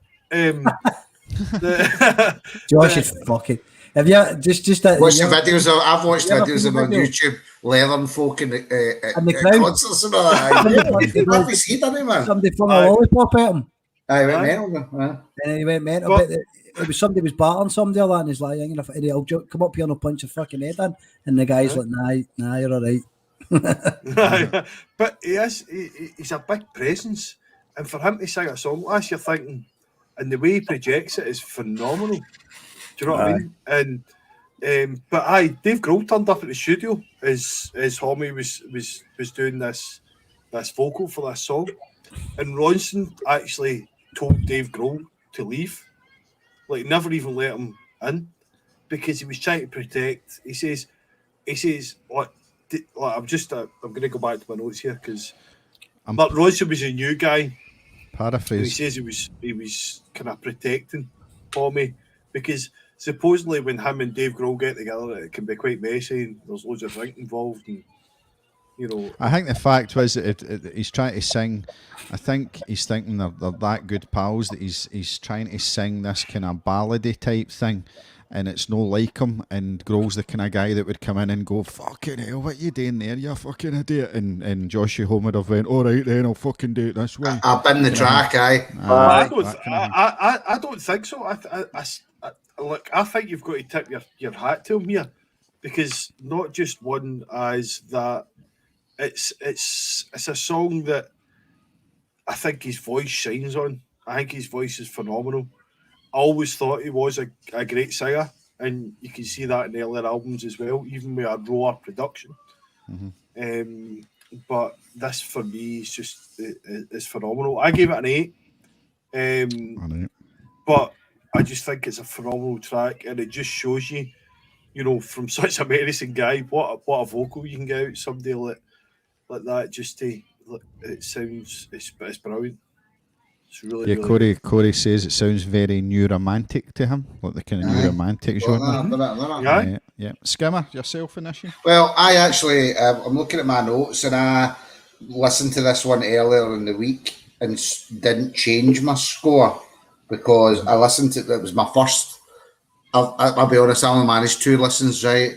So I put a 6 down, but when I listened to it earlier on the day, I actually changed it, and I meant to change it to a 7. I thought 6 was harsh. It's just a nice song, and it isn't something that you would probably expect Tommy to sing, which I agree. His vocals is a completely different sound from his vocals. Never mind the actual music. And the lyrics is a proper love song, isn't it? If you actually look at the lyrics. So it's just something you probably wouldn't expect from them, and I just thought it was... I just liked the song, so I thought 7 is probably a fair score from me in that one. Excellent. Chaos. See, I disagree with that because Eh? it is something you'd expect from him. I think if you Well, listen I to don't know them enough to maybe even Aye, say that. I You're think right. you're just his voice being my heavy rock stuff, but it does Aye, these aye. kind of rock. It sounds almost like a kind of a rock opera ballad that you know that kind of song that you maybe hear at the end of a song where in the middle of a film maybe where they've got a long distance to travel or they've got something that they've got to defeat and you get lots of different kind of cut scenes and you know montages of people walking. You know, it just gave me that kind of feel about it. Yeah. And so his voice, he's got that kind of haunting sound to it. I mean, he's putting a lot into it, as you're saying, but he has got a really good voice for that kind of thing. I've got it's a good way to slow the album down and right in the middle of it. Aye. And just have that wee break before you take a deep breath and get back into the mosh pit. But I think it's one of the ones that's just there again. It's just one of these songs that are there. For me, it didn't blow me away because if I'm honest, a lot of the songs. I mean, there's a song on like Clockwork, The Vampire of Memory. Oh, aye. Fuck, aye. It's a great track. It is, and it's got a lot of good stuff going with it, and there's a lot of synth in and stuff like that. And it reminded me kind of that point of the album. It's a song that it was just a break. I wouldn't skip it, but maybe my thoughts would go away somewhere else. But so I gave it a 7. So it's my lowest so far, but it just didn't really do nothing for me. Mm-hmm. That's fine. Yes, guys, You've got an entourage. I've got an entourage here. It's a Friday. Are they bringing you a beer? No, they're wanting a drink.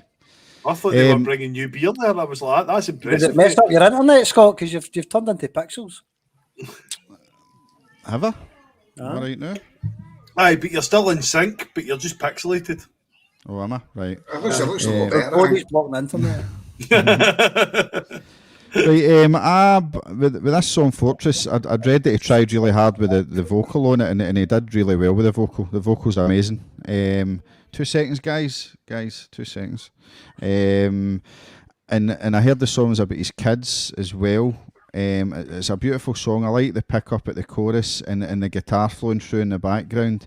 And he also tried really hard not to make the song soppy, which is quite difficult today. So if you're writing a song about your kids or something like that, he didn't want to make it sound like soppy kind of thing, and I think he did well with that. I think Baz for Kinky Stone wrote a tune about his daughter Sophie, and he called the song Live and Livid. I don't know if you've ever heard that Kinky Stone song called Live and Livid, and it's a nice song, but he says to me, like, I wrote that about Sophie, but you've got to read between the lines in it to get that it's about his daughter, which is quite cool. Just what you're saying there, we done a song when you'll remember Skimmer because it was literally when we first started. We had a song that we used to finish on when you were there for the beginning when we first done the corner gigs and the market and stuff. And I think we only had 4 songs or something when we first done a gig supporting Blackberry Jack. And we had a song my brother wrote called Hard to Find. Aye. And we used to finish on it, and it was I really miss actually playing it because vocally I really couldn't sing it. I just didn't have the range or the ability to do it. But my brother had wrote this song, and it just what Scott said there, it was kind of masked because unless you knew that my brother had wrote it about his first-born daughter, then you would never have known. But then when you listen to the lyrics, knowing that it makes sense kind of thing, and it was just written so well, and it's still to this day, from a band point of view with the Schemes, it was probably one of our best produced, because we are very, very basic raw punky band, really punky pop. Can I just intervene there when you're talking about that? So I've been doing, like, we've all been friends as a collective, the four of us, for a long time. Me and Ryan have known each other for Christ knows how many years. Too many. Over 30, mate. Over 30, unfortunately. Over 30 years. Do you know what I mean? So, but what I was thinking was, right, as I was putting the clips together, I was thinking, like, Scott, can you unmute yourself for this? Because I really want your feedback on this. Guys, I don't care what happens after the end of this if we can all go back out together, right? But I want to all do a gig together. Seaside Sons, Schemes, and us somewhere. We're on an do you want to know indefinite something? hiatus here. I don't know what's happening. But do you want to know something? And it was more to do with what group of guys would you want to play with? You know what I mean? Why would you somebody you've known for 30 years? Somebody you've known for 30 years, somebody you're good friends with, and why wouldn't you? Do you know what I mean? That's the kind of gig you want. Yeah. I was talking to actually Craig. I was talking to Craig the other day. My arm's starting to, I was saying to you the last time, like, because work's been mega busy and that I've not really. I was thinking, how did I find the fucking time to do the band? Do you know what I mean? But then was looking at it like last week. I was talking to Craig, and I'm like, I'm fucking starting to miss it now. Like, really? Do you know what I mean? You must be the same. It gets worse as the years go on, mate. But no, I was thinking, who would you share a good night out with to have like that first kind of small gig? It doesn't need to be massive. I mean, I'm not caring if there's only our pals that come and watch. Oh, no, 100%. Who would you share that with? Well, here's a bunch of guys that obviously that with you would love to yourselves, share it with. With Pelikan Rogue, it was a bit tail end of us certainly in the scene that we were in, but certainly with Skimmer, I mean, we've played gigs together like on the same lineup and that, and just phenomenal nights, man, and memories that you just like cherish. Some of the best, man. I think the real. I wish I'd said that to you. Read this discussion before, Ryan. I'd said I wish I'd done it earlier on that. But I think that when I think back to when it was like the Schemes, the Crabies, and Blackberry Jack, that scene, as you call it, because it was the three of yous were doing all the same gigs, so it was always busloads going, man. It was, and that was the whole. That was the one thing I thought, like, because there was a lot of other bands in here, miscalling other bands and all that shit. When there was bands in here fucking slagging us behind our back and all that, and I'm like, why the fuck would you not just champ? Why do you not just champion each other, man? Like that's what we did. There was other bands at the time and local ones, and it was all kind of what is it? I think it was a form. I think certainly with Blackberry Jack as well. There was a big kind of there was jealousy and signs you would seen further Ayrshire bands in there thinking. Aye, and there was no need, man. Pulled a good crowd and they had a good. Because they were fucking brilliant as well. Aye. Just kind of went. Why? What is exactly what you said? Why the hate, man? I love to see like bands. Imagine that, like if at that time, because Blackberry Jack were teetering on the edge of maybe getting picked up in that, weren't they? And it's imagine that your pals, we were there for the start and all that. I know. That's how you wished for, man. There's just been a comment. Jamesy talking, me, Jamesy. So, all right, lads, watching for the Skytrain for Friday, keep it up, boys. And then the Skytrain, that says. Aye. Well, the time we're allowed out, I'll probably be home and there'll be room for the trip. Will there be room for the trips? Oh, yes. Definitely. I've got the venue anyway. Definitely, man. I know I'm the new social convener at the cricket club, £2 a pint. I'll tell you right now, we played a good, when Ian McAdam was doing it, we played a good few gigs in there, and holy fuck, man, they were amazing, honestly. They're always a great crowd, and I have never remembered leaving Prestwick Cricket Club once. Honestly, never. So cheap, man. And you 30 quarter gels, and you end up sledging, man. It's always a good day, but the night always turns a bit. I can't. It's a Friday night. We've had a few beers, but do you care what I'm talking about? Oh, every time we all get together, it's always a good night. I think I can speak for. We still keep in touch a lot. Me and the Schemes boys, obviously. Jordan's always drumming. Yeah, I Constantly, seen his isn't he? Instagram, He's always in the studio, and he's just KP's fucking chapping at the bit always as well. He's always I think KP's probably got an encyclopedia-sized book full of fucking riffs for me to go through with him. But so I'm always open to come back and have a laugh and just enjoy the vibe of it and do all the gigs and just it's something that do you know my eldest my stepson Freddie come down the other day and he says to me, "What's the best thing that you've ever had in your life?" He goes, "But I don't mean me and Mum and Woody. Like you're not allowed that." And I was like, "Well, what do you mean? I'm not allowed to talk about it because Freddie likes to like ashes on and then he'll give you fucking rules with it." And I thought about it, and I thought, apart from obviously my boy being born, and I said that, I goes, "Well, you and your mum and Woody are the most important things to me." And he goes, "No, but what's the best thing ever in your life except that?"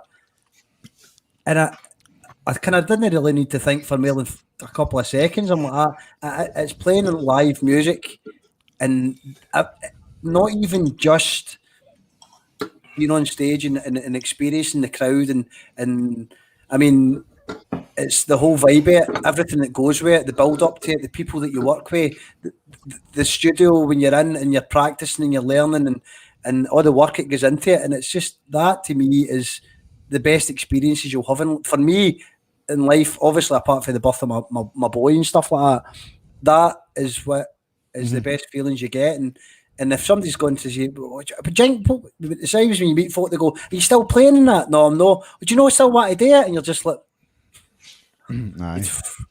Ken, of course. I don't even think it matters what level you're doing it at, does it? Really? Like, It's a love, it's a hobby. It's a fucking. See, that's what I think that was a big thing on Skimmer when folk would go, "But you're not going to get signed. You're only that good." But it doesn't absolutely matter. zero ambition to do that. We're like, I know. all I wanted to do was make. Joe, Kate McGinn always said this to me, like about the record, because we've obviously recorded like 2 albums and that, and I remember where there was discussions about got to do a third one, and I don't think Pav was really up for going because it's expensive, isn't it? Do you know what I mean? Going recording, I don't think Pav was up for it all that much, and because like you know it yourself, nobody buys fucking music anymore, do they? They just stream it unless you're getting 1 million streams a month. You don't fucking make any money from it. So right. So, and it's pure self-indulgence, like, so that you've got that you can say, "Fuck, I done that." Do you know what I mean? That's really it. Let the Wayne hear it in years to come, because it'll be there forever, irrespective of whatever else happens. Just more recently with gigs as well, obviously the kind of beginning maybe, but even coming back for not doing it at all for a good few years, a big you know, when Scott asked us back and done Press Fest. And for me to be away for so long as well at Press Fest and then come in, we're only about a week, 2 weeks rehearsal, and walk on to the stage in the Buff and the Press Fest, and the fucking crowd was it was wild that night. And to have that, you know, to have that kind of crowd to play with when you're just back as well, and. So there's nothing you can't bottle it. You can't. The good thing about you're up there. Aye, the good thing about being in a band is as well is see just playing live. So I don't mind playing live to nobody, like because you're up there. Like I don't expressing it. Aye, when you do a gig and there's only like 4 or 5 folk there, you just pick somebody in the crowd and sing to them. You know that like you just, but. And it is a buzz just to be up playing live and getting a song right and like, oh, we've nailed that tonight. That's our game, you know. But there is such a buzz. See when you see a lot of folk there doing it. I think we've still to kind of experience that. It's alright. Like we have played at the Buff at Press Fest and it was pretty busy, but. Actually, I'm glad we only had half an hour because if we'd another 15 minutes, I'd have just walked off anyway. I was kind of in one of them moods, but you're singing and folk are just fucking walking by you, Ken, like just walking. I think the closest. I think that's to do with where the stage is in the Buff. I think was everybody's going out to the beer garden. Because that really fucks me off as well. See, an acoustic gig and cunts are talking, I get fucking raging about it. Anyway, do you know Sorry, Andy, just before you come in there, a good venue for folk actually listening to the music to playing was T-Bar. See when you played a gig in there, that was quite a good wee venue for folk that would listen. But as you say, I'm up for that. I'm like everybody getting together and just playing, you know, even if it's doing it at the Sound Magic studio or at the cricket club, it would probably be better because you could serve drink in there. But just to get back playing in any level would be good, and then that gets you up and going again. Because I sometimes feel as well as, is it going to be difficult to get gigs and all that? Like, how are we going to get gigs? We had so many. I wouldn't think so. Honestly, I wouldn't think so. I think there'll be a real appetite for it when we're allowed to get back to it. But you know what? Like, I haven't seen Pav since November 2019. It's fucking mental, isn't it? I think That's the last time he played a gig, and I haven't seen Pav. Jason, I think let's be see honest. what you're saying about playing gigs and like venues and like having, you were just saying about people walking by and that. It's definitely to do with the kind of scene and like people's. If I'll give you an example, see when we were doing, we were playing. I think this was maybe 2011, 2012. I think it was. No, before that maybe 2011, and we were. Do you remember the Courtyard Bar? Yeah. Aye. We had the manager at the Courtyard Bar at the time. He just went, "Look, I'm going to ask you play here once a month, every month, and I'll give you £400, and you just play." And we're like, "I will do it." And he's like, "You're playing from 6 till 12." And I was like, I don't even think I've wrote songs to play for 60, but we done covers and stuff like that, and we played that, and it got a weird kind of following where people just come in, and the people, it didn't matter that you weren't really the main kind of thing. It wasn't like folk were waiting for you to come on, but you just played and it was accepted, and it wasn't like it wasn't a covers band. It wasn't you were doing covers, but it went and another one that as well. The pub scene was always. I thought the pub scene was brilliant for your practice, and you get paid for it. You know what I mean? Doing the pubs, but you had to do the covers, didn't you? Because you were playing for, as you say, 6 till 12. Aye, so you had to fucking ram it with covers. But just on that, like when you played Glasgow, and we always used to take these gigs for the promoters and. Promoters, you say. Well, but they were promote the ticket money in the buses and that. You didn't promote it because we peddled all the tickets. Aye, but came like the box would contact us in Glasgow, and they said, "Do you want to come and play on Tuesday night?" And we were like, "Right, aye, all right." So we all jumped on the train, got a train up on a Tuesday night. After work the next day. And you went onto the box, and you know the boxes get the stage next to the front window and stuff. Yeah, the window, aye. And do you know what? We went in and we done a gig, and it was probably one of the best gigs we'd ever played as a band together. We nailed it. That the one the fire alarm went off. That was another night. That was busy. That was a Saturday night though. But it was a weekday. But the pub was full of students and that, and people that were just there to listen to new music, and that was the difference, because you were actually. You come off stage, and I remember coming off stage, and a guy's like, "I really liked you." A couple of, you always get you can have mixed reviews, but I remember coming off, and a guy at the bar was like, "I really enjoyed that." I was like, "All right," and he goes, "No, like I just come in here just to check out bands, and really enjoyed that." And see, just when you get a little thing like that, it kind of makes it all, and that's what you're at. That's all it really was you're after. Just if somebody's entertained and enjoyed it, then. Do you want to know something? Like you've just reminded me of something there, Ryan. Like. Somebody coming in, I go into bars to check out bands, right? Mm-hmm. The problem we've got is see, music nowadays is manufactured. It's not like that anymore. Do you know what I mean? People are given manufactured music out there, and I know he's going to fucking Scott's going to probably cut me off as soon as he can, right? But this is why I'm going back to this Glenn Campbell story I was watching last night. He was talking about he had to go. Like it all started. No, but I know it all started by somebody going to watch him, right? So somebody actually physically going to watch his band play. And when he went in there, he says, "Mate, the only next step for you is you're going to Los Angeles, right?" And then 3 months later, he showed up at his door. He says, "Right, I'm ready to go to Los Angeles." No money, went. but you don't hear bands getting picked up at the likes of King Tut's and everything like that anymore, because they're all picked up prior.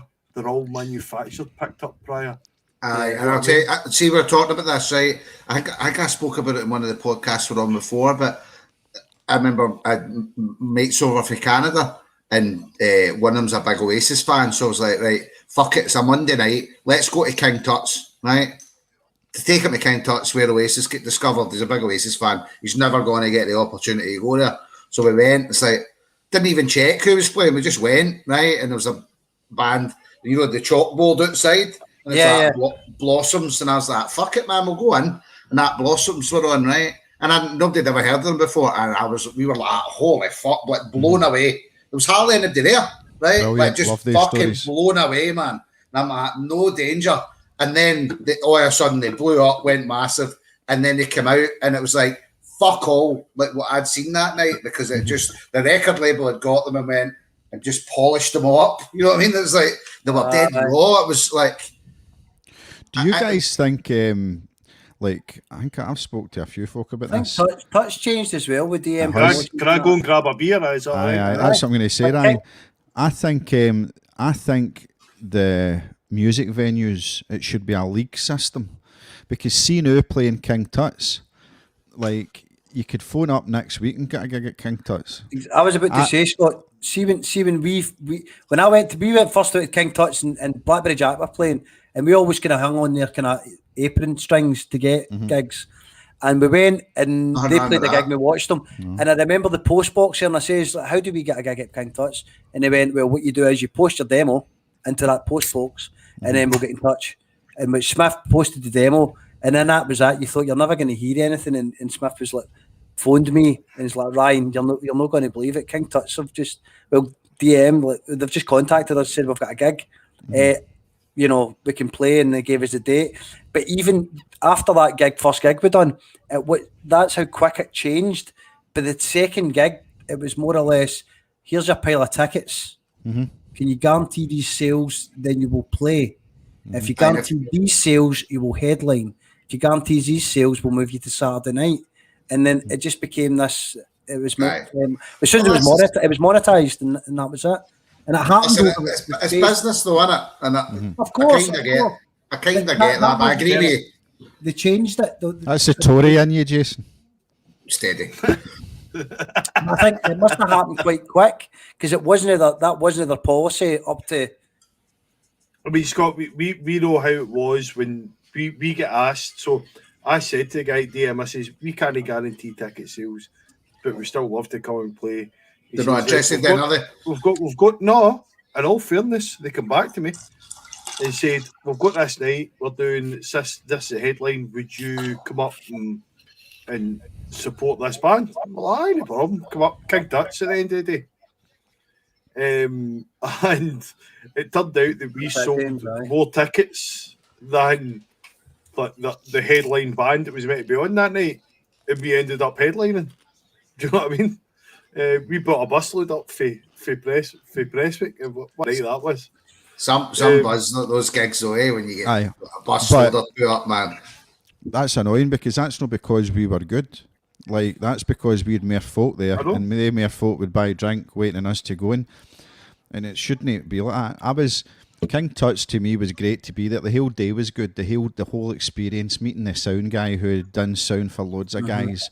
He probably, when we were on, was feeling a wee bit. He's just done the Kaiser Chiefs a week before, didn't he, or something like that? And his horns must have been said by the time we got on, because the sound was shite. But I enjoyed the experience of King Tut's, but like the Classic Grand was a better gig for me. It felt better than Classic Grand. I felt that. I thought it was a bit. It's great to have done it, but it's a bit of an anticlimax. Do you know what was the anticlimax for me was when I started having to talk money with the promoter for that gig. Aye. Do you know what I mean? See, I've got nothing but fond memories of it for us, man. Oh, I'm not saying that. I'm saying it as fond memories as that. I mean, like, no, I get that. Like, I'd love to do it again. I'd love to play it again, but There should be a league. There should be a league system. That's true. I remember that. That you don't know when Fucking got his right, bar aye. to I play. remember that. Oh, Do you God. remember there was another just Idiot, my boy, man. James was saying there was a class one and all that we played in Pivo, and we played with the Kleptos. We're playing with Kleptocrats in Pivo and Blackberry Jack as well. That was a great wee venue in that Pivo, wasn't it? That was brilliant, man. It was That like a one of your wee first cave, gigs from Sweat Glasgow. Come on. Very Aye, first you one. played in Aye. the, we went to see you there, Skimmer. That's when Ricky and Copy I and remember Reggie were that. playing with us, man. Aye. So Aye. there was like a busload went, and I think somebody set the fire alarm off it, didn't they? That was that one. That was people. That happened to quite a lot. Happened a lot, didn't it? So By the way, anyway, guys, but can I playing- just say something? We're only 5 songs into this album, right? And we've Oh, fuck, I thought it was finished. let's move on. We can talk at the end. We've went to a completely different tangent, right? But it's all great chat, by the way, because we've all shared great memories together, and we've all Everybody's- done great gigs together. Everybody's fucked off probably. Like Everybody's that. like that. Aye. Thought we were reviewing an album tonight. Fuck We've off. I remember that one, Craigie boy. Seaside Aye, Sons in Kelly was a great gig with Space. That Did was- you know the well, guys, the Tavern is no more, cracking music venue? Aye, so it was. I Aye, could they not turned it- believe you We went some fucking... absolutely Bad wild guys, nights. That tavern was fucking nuts, mate. We've supported Space twice in the Belfield Tavern. What year was that? Well, we supported them twice, 3 times now. I think. We How the supported them at a few. Well, by the way, absolute sound guys like Tommy and Franny and that, just fucking Back in the always day, dead, man, always dead support for the support acts and I that. was absolutely space fucking daft in the I love 90s, Space, man. man. By the way, see the keyboard player Franny is a fucking wizard. By the way, unbelievable. He shared a video on social media. Was he in Harry Potter? Oh, Ian Brown is. I don't know. Aye, so he is, Ian Brown is. Aye. But Eh, did you that- say there you don't know what the fuck Harry Potter is? So's the Never drummer seen for it, mate. What's Coldplay. that? So's the drummer for Coldplay. Shut up. What? But What's that No, about? Never sorry, heard of that was Harry a Game of Potter. Thrones. What's that? you never heard of Harry Potter? No. The That's fucking a Tory Potter. Oh, fuck, no. You'll catch me fucking in that J.K. Rowling's getting anything to do with it. Anyway. So, fuck. Right, hey, what about that album for Queens of the Stone Age? What about this album we're doing, aye? Good album, isn't it? By the way, this is when my scores start to rocket for this point. By the way, see this 4 here would just make a good podcast that's on just talking shit all night. Right? There's But- Jackie. Christ, I thought you were finished. Maybe you need to move back to Sunday if you want to get through an album. You're going to get Listen. wrecked and chat till 4 at this rate. Wait, Well, look, listen, hold on. What, right? So there's 4, right? Is that the Tenants cans for the 80s with women on them? Oh no, and then They're a wee bit- Yeah, remember them? They're a wee bit stale, but no, but if Ayrshire Brewing Company want to give us a sponsor, Rhapsody, by the way, is phenomenal. Wait there. Let them geese the sponsor first before. That's how it works. That's how it works. Let them geese the money first and then. Like Cronenberg. Odgie's the beer day, by the way. Odgie's the beer. Right, guys, that's a Move great on. chat. It's all right to diverse. My head hurts like a haunted house now. I Yeah. like this one. I like this one. Nice link.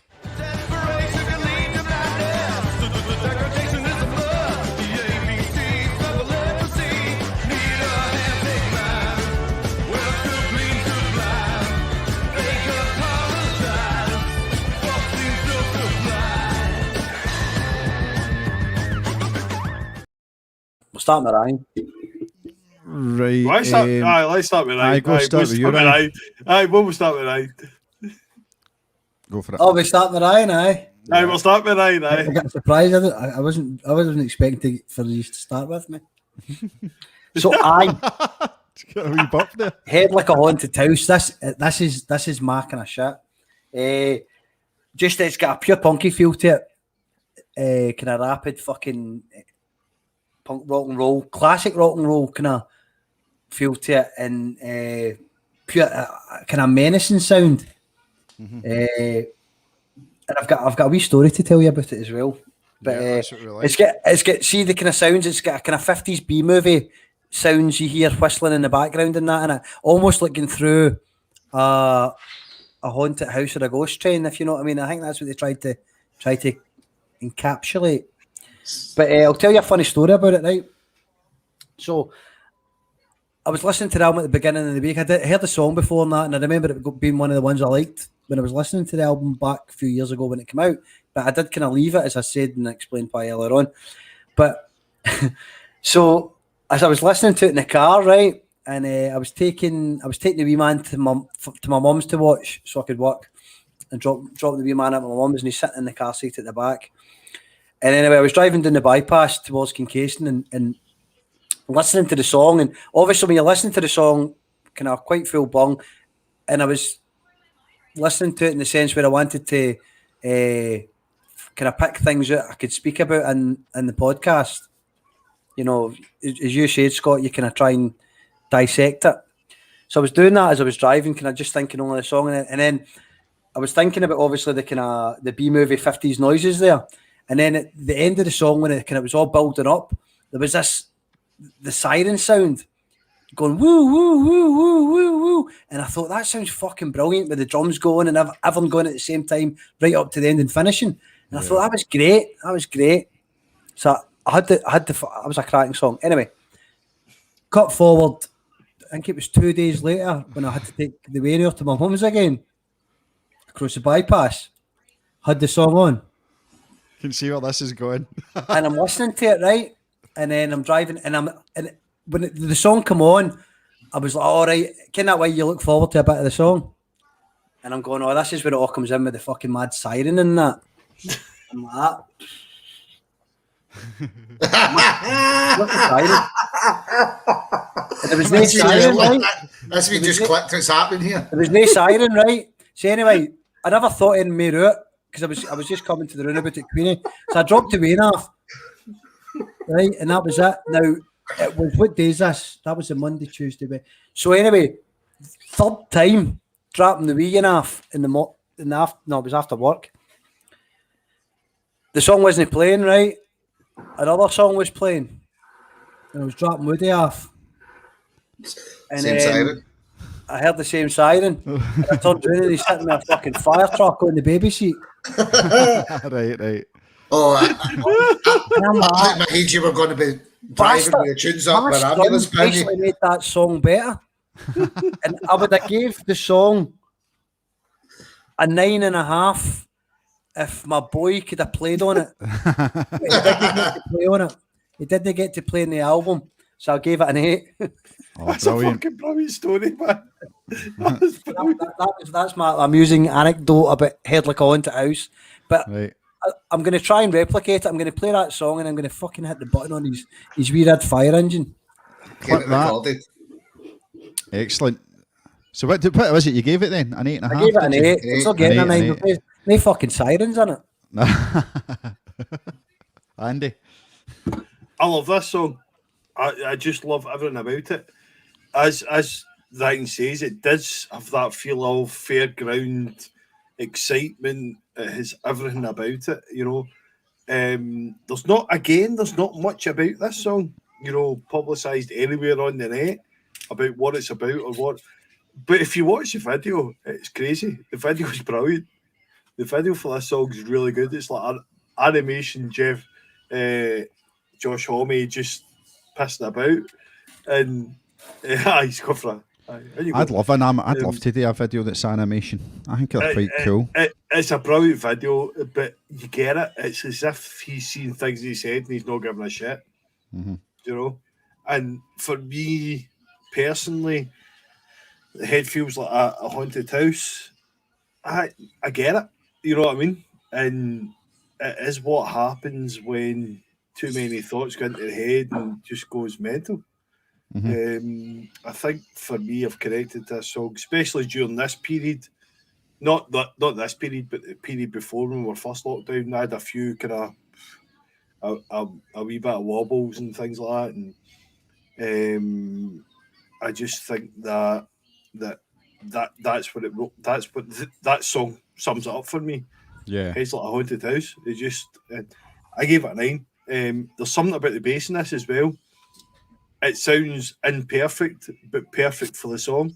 It's like almost like it's not doesn't fit, but it does. But it does. Oh, the drink's kicking in, Andy. It probably is, but just wait till my 6 can. But it's got that constant feel, and it's got that kind of running feel all the way through it, and it carries the song really well as well. But belt and track, I gave it a 9. What about yourself, Skimmer? I gave it an 8. And you know what? Listening back to it, do you know what, it made me think of like fucking Scooby Doo or something. You know what I mean? Like, you know, like a fucking villain running through a mad house, and they're chasing back and forth and all that. You know what I mean? Mm-hmm. I don't know. That's what it kind of put me in mind of. And almost you can actually. I mean, I know obviously. I can't remember what track it is, but there's a track on Arctic Monkey's favourite Worst Nightmare that the bass line reminds me of it. What the fucking tune is it? Do Me a Favour, is it? I couldn't think what Arctic Monkey's song is, but it's almost like It's off Favourite Worst Nightmare, and Aye. That it took me, and I fucking love that album, and I just like that tune. I thought it was a great tune, and I like he's almost rapping like the way he's fitting all the lyrics into the bars, man. It's like, see if you actually try to sing along with that, it'd be fucking difficult. It's very Eagles of Death Metal. It sounds like definitely. So I really enjoyed that tune. Spot on, Eagles of Death Metal there.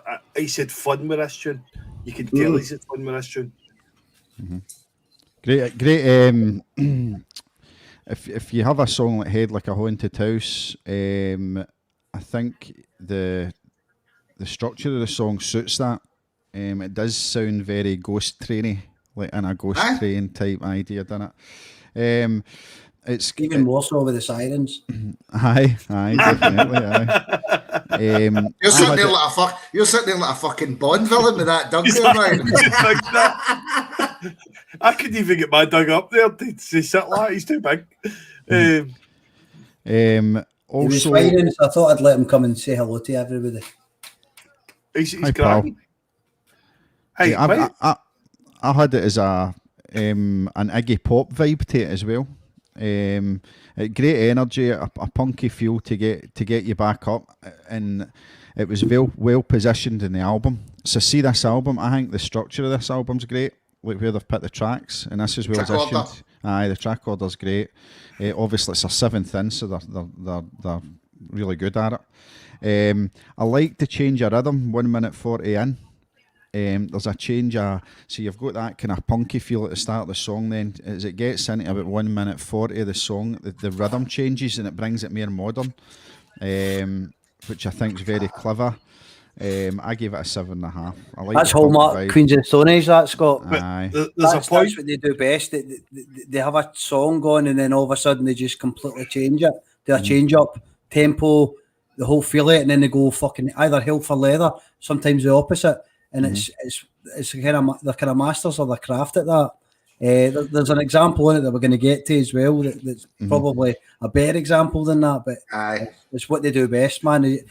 I'm quite excited to try and preach more to them, like more songs for you to listen to, because it's quite good that we've noticed that then, like Skimmer, if like we're not listening to them. By the way, I'm just can I just stop? Like I'm getting. Can you just stop drinking?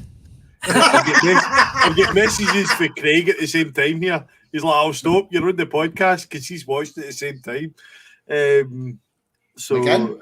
No, Craig Anderson. Right. So Head Like a Haunted House, good score, 8.13. Next tune is called Unborn, Reborn Again. This is song number 6.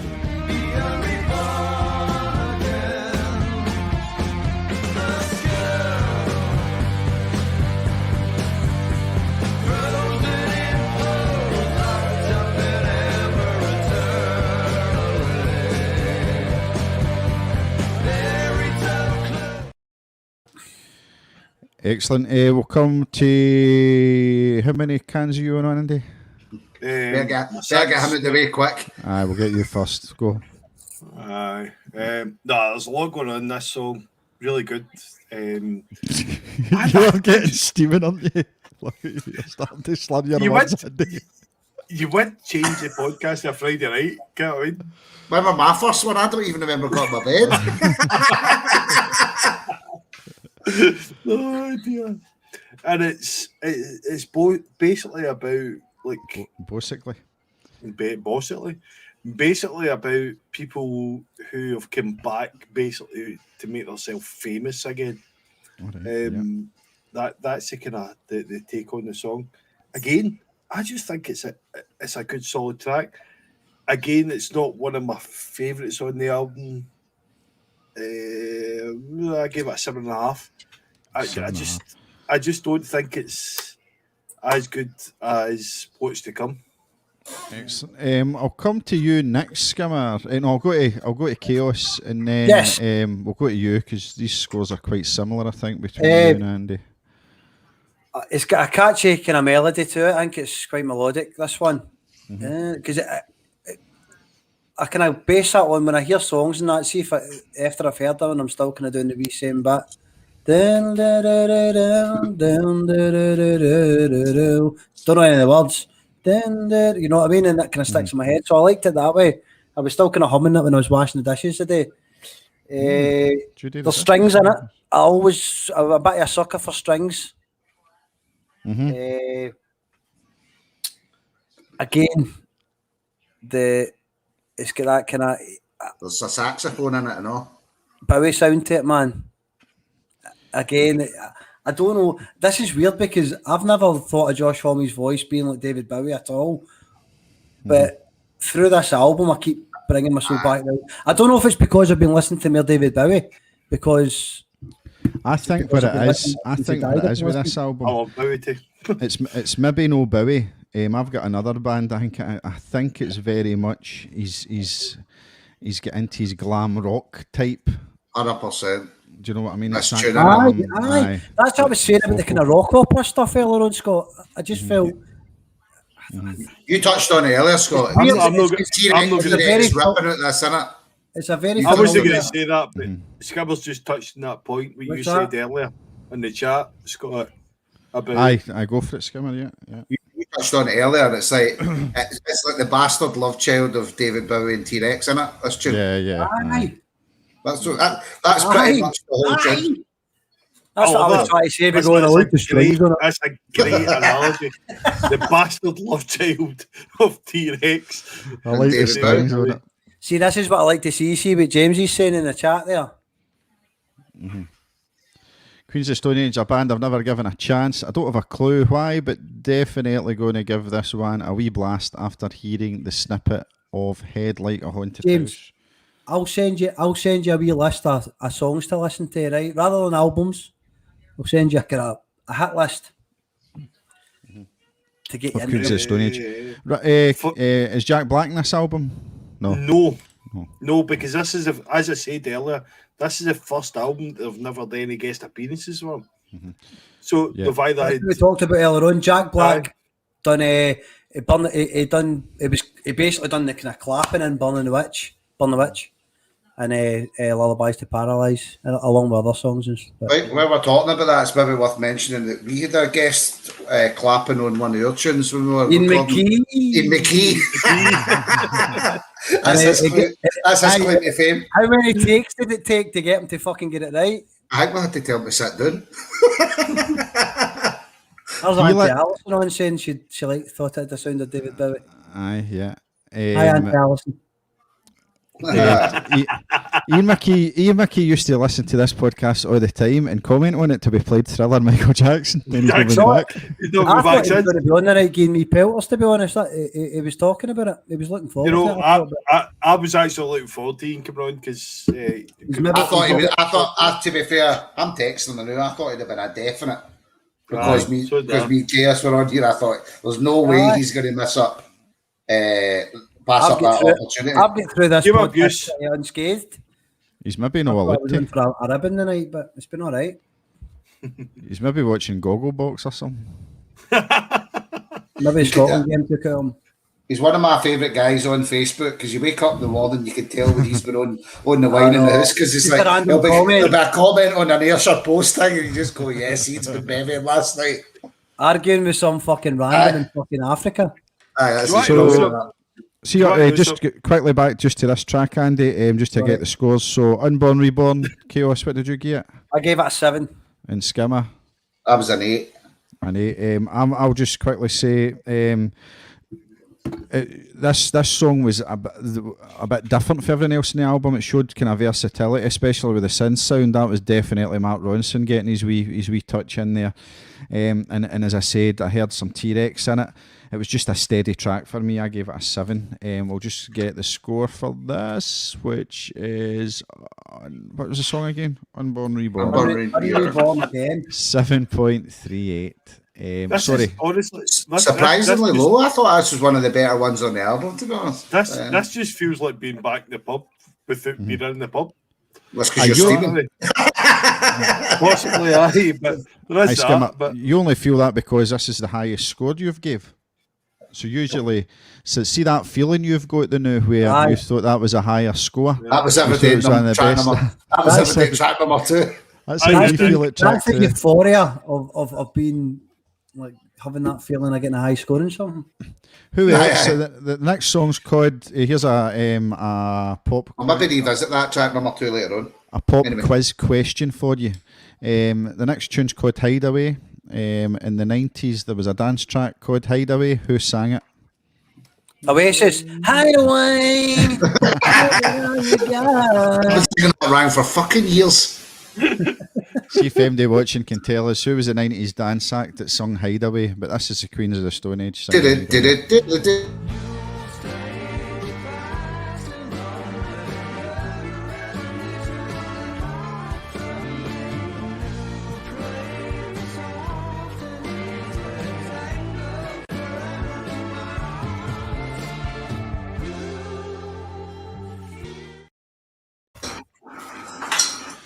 Excellent, and well done to the Pelikan podcast, DeLacy. That's right, DeLacy was the Andy's just nipped away. Skimmer nipped away as well. So, Chaos, let's speak to you about song number 7 in the album, Hideaway. Hideaway. I don't have a lot to say about it. This is another one where it just, I don't know if it's because I never gave it a lot of time on listening to it. A lot of the songs I went back to when I was doing the playthroughs during the week. His vocals in it is always what I will say about the song is his vocals are mesmerising in it. That's the word I would use. It's very kind of, it's like kind of hypnotic. Yeah. The way he's singing in it, and it's a nice song. It's enjoyable. Other than that, again, it's just it didn't really set the world on fire. But I don't know if that's just because I've no gave it enough chance. They're probably one of the ones later on I'll get into, because I definitely do think I'm coming away for this week listening to that album a lot more and including it in my playlists, because I do rinse. I'm one of these people now that I've kind of almost gave up on new music, which is sad. And anything new that I get, I will listen to. And if somebody gives me something to listen to, if somebody sends me it, I'll listen to it. But I tend to just revolve around the same albums I have done for the past 20 odd year. And This podcast has been brilliant for us, though. That, to see- it listen really to has, tunes. Scott, because I've went back and revisited albums that you have done, and also just went, well, I'm going to give that a bash and listen to it. And even so, but My this song, Spotify albums, downloaded list is growing like all the time. Especially the Pelikan 4-bit as well as discovering local acts is brilliant. You know what I mean? What you're doing. Aye, because you're getting to hear snippets of song, you're having to talk about it, you're having to listen to it, because that's what we do. We get folk to, you've got to actually listen to it and get in and that's get a kind that's of feeling. exactly what I love about this. Then Sometimes you follow the put band. music on and you just kind of gloss over it, don't you? You don't really go into the in depth. That's the same, mate. We're all programmed now. We're all programmed. How do you think that Facebook and YouTube will only start paying, monetizing things if there's been a 5-minute view? Like, Facebook, you only get a view if somebody's watched 4 seconds of it. Do you know what I mean? Like, it's a folk are on Facebook with videos with 46,000 views, but if you actually look deep into that, 41,000 of them only skipped by it for 3 seconds. A view is 4 seconds. You know, it's Sorry, like, no, and that's Facebook, that's Facebook the are doing same. their best, and upper it to 15 seconds. Oh, they aye. But like, I think you do kind of, like, we all skip through everything now. Someone's got to grab you straight away, whether it's a famous person that you're into, or like we love Lemmy, right? If you're not into Lemmy, you're not watching a full Lemmy sketch, aren't you? No, Ryan? Ken, you've got to be into Lemmy. I watch his. He's obviously now moved for comedy onto a full time streamer, and I think he's funny as home. I think he's funny. Aye. He's not doing the telly stuff anymore. No, I watched this Twitch. His streams are. It's brilliant. Obviously, if you're into gaming, and that's even better. But even just how his whole Twitch channel's just brilliant. I love him. He's up at 9 a.m. and that, and I'll stick him on and that, and he cheers up my days. It's just. But is he on from 9 a.m. till like? He was on at 9, and does he does different things. Will you get paid for that? That's a shift. That's a shift, by the way. That's what he does full time now, mate. Aye. So Twitch, you get paid big time for your Twitch, Christ, with your viewers, and then you get subs. So when he's doing his Twitch, he'll be like, "Thanks for the sub, thanks for the sub." There's Skimmer, there's fivers coming in every second. Fucking. I mean, Tony, I don't know if Was that just punters just chucking like a tip kind of thing? So I don't know if you've seen Tony's Twitch. So he's saying, I'll be honest, I don't even know what Twitch is. if he gets 50 subs by the end of the month, he says he dies here, and for the fucking life And of he me, got it. He got it. he got it. So he's now like a kind of copper colour fucking hairdo. I'm happy to do the same. But it's like you imagine it, right? You that beard's know how never it is. there. You've got subs in your channel, Upside down. heat. and you know it's not something that I would have done if we had the norm. But what I've done is I've found myself watching more Twitch. Stephen Dure, for example, who we've had on the show, Scott. Like I watch Stephen frequently. I watch Ryan frequently. You watch Stephen what? Frequently. That's easy for you to say. I think He's it's definitely Stephen, man. because people are stuck in home, and that's. I watched a guy. They helped me a lot with getting started with streaming and stuff as well. There was a streamer that was on just kind of every day, like Fizzy Juice, and I was watching him stream and obviously with his community, and you see all these people that come on, the same people come on and chat, and it is just a community, and obviously there's the format is maybe a game they're playing, or but a lot of it's just chatting and stuff, and just being part of socialising without having the ability to fucking socialise. That's a It's good been tip. about somebody saying that on the comments there. I think it was Alana saying that like this has been brilliant during lockdown. Do you know what I mean? Yeah. It's just it kind of is because it's like we get totally lost earlier on, and as Andy said, it was like being in the boozer, just shooting the shit, wasn't it? Like We miss it, man. forgot that we were even actually on here to review an album. You know what I mean? I mean, I think the last year, the most time me and Scott have spent together has been an hour, if that. Like, but Jason, we usually talk quite regularly. We usually meet up quite regularly. We were lucky we've seen each other. We've not seen each other for about a year, apart from this. Is there Probably. any sad? We take some sad music in the Ryan, we're the same. background here. I don't think same. I've seen you, Jason, since Ian's. No, but I'm just trying to. That be 2 years ago now, wasn't it? I'm just What trying to would put you- in context of what they're talking about. What would your sad song be? What would your if you're telling a sad story? What Glenn would the Campbell, song- Wichita song you Light would- Man. Is that the song you would play in the background? Mine's is the Home and Away sad tune.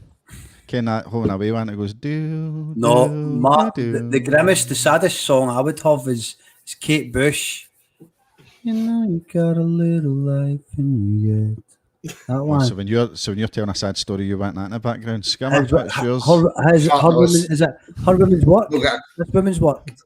Women's work. That right fucking depressing, bad shit, really bad. By the way, honestly, Really right, bad. What about Steve Wright's love music? Remember Steve Wright? See if you've never listened when he to had it. his penis removed. See if you've never listened I to still it, miss right? his side, but Kate wasn't interested because he had his penis removed. That's But what it was John like, wasn't it? kept messaging Kate, and John, Kate, here right now, still not interested because you've had your penis removed.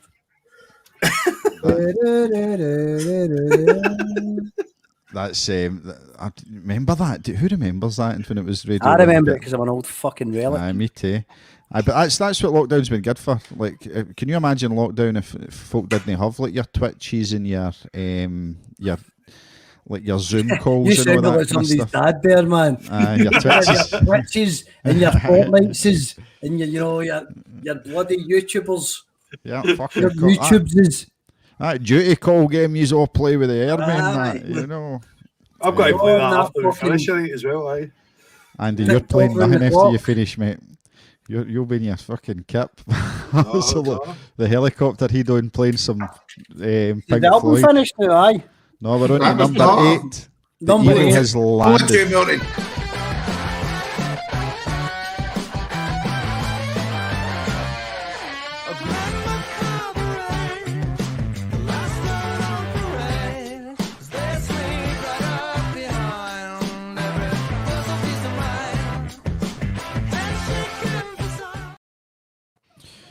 Right, I'll just say to anybody that's listening, right,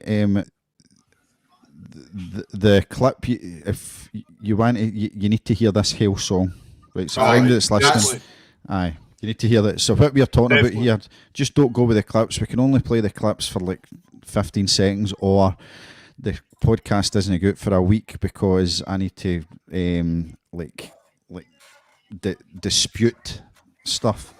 So that's how we only play clips. So with this, Shane, just bear in mind you need to listen to the whole song to get what we're talking about. So that will bring us nicely into Chaos. We'll go to you first, Chaos, in this, Shane. Whoa, absolute banger. The lead guitar in it. I can't articulate what I want to put across musically about what the technicalities of it, right? I just don't have the words. I don't have the knowledge. I'm not going to pretend I do. But the way the guitar it points follows the melody. There's a guitar bit that kind of drops in. It floats about in the background, and it's the same melody that you heard earlier on in the song, but it comes in later on, and you find yourself humming that, and you're taking somewhere else in the song. The song just grabs you by the fucking Yeah. balls. I think I made a said it's like a roller coaster of a song because it takes you everywhere. This song, classic Queens of the Stone Age change up in it. So you've got this full song, this full melody in the structure, and then it gets to a point and it just changes it all, and then goes on, and then it's got another catchy bit of "Get out of the way." Well, there's loads going on in it. And Hunnels. just fucking balls to the wall. Queens of the Stone Age. I don't know why I gave it a fucking 9. Actually, I don't know why I did and gave like you used to a 10. Should have give it a 10, but again, I've scored this up my arse tonight. But it's just a fucking brilliant song. Brilliant song. From start to finish, it takes you on a wee journey, doesn't it? Yeah, It's definitely. sounding too arty and wanky, but it does. It's a fucking and I loved Skimmer. You put up a video in the private chat earlier on, didn't you? Where it Aye, played, aye. and I'm not going to bring it up that. because it'll take me half an hour.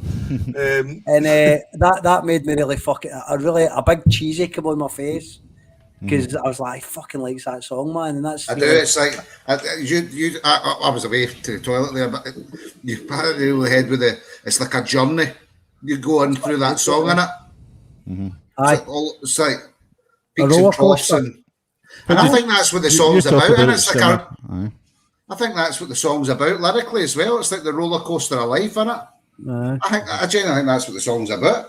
But I just thought that, as you said earlier, the 15 seconds, you only get 15 seconds to play it, but you need to listen to the whole song because it's like it grabbed me, that song. I thought, fucking hell, this guy's he's a bit of a genius with songwriting. This was the one that jumped out at me for the album, I think, for that reason. I think he's just. I think he's hit the nail on the head a lot. I really enjoyed it. Yeah. What did you give it? I gave it a 4. No, I gave it an 8. I gave it an 8. Bang on eight. trend. A 9 give and it an an 8. Andy boy. I'm the same as Ryan. I gave it a 9. I think I've been too hard on this because this has got everything. Basically, he's opened the closet and let everything out. Aye. I think basically says he's got too many riffs in his head that he wanted to make a song with all these riffs that he had spare, and this is what it's amounted to. And even with spare riffs, man, holy shit! You know what a tune. So much going on. It's got that blues cult kind of edge to it. It's got everything. And I don't know. Like you said, like It's see just- how it's got ever like it gets to a point in the song where you think it's fit. You actually think the track's finishing, and as I said, the track change up again, and then you've got the. I think they've done it before. If you could tell me, I can't remember what song it was, and it changes into Feel Good Hits of the Summer, and it nicotine, Valium, Viking, marijuana, and it goes back into it again, full drop album, and that's what they've kind of done again there. It reminds me of that. Because it slows down, it goes right down and fades out, and then comes right back up again. Nicotine, aye, and it, aye. Do you remember? It's the last song on the track, actually. Rated R. It's Anyway, what did you give it, Andy? I gave it a 9. I'm the same with Ryan. I don't know why it's not a 10. I fucked up. All right then.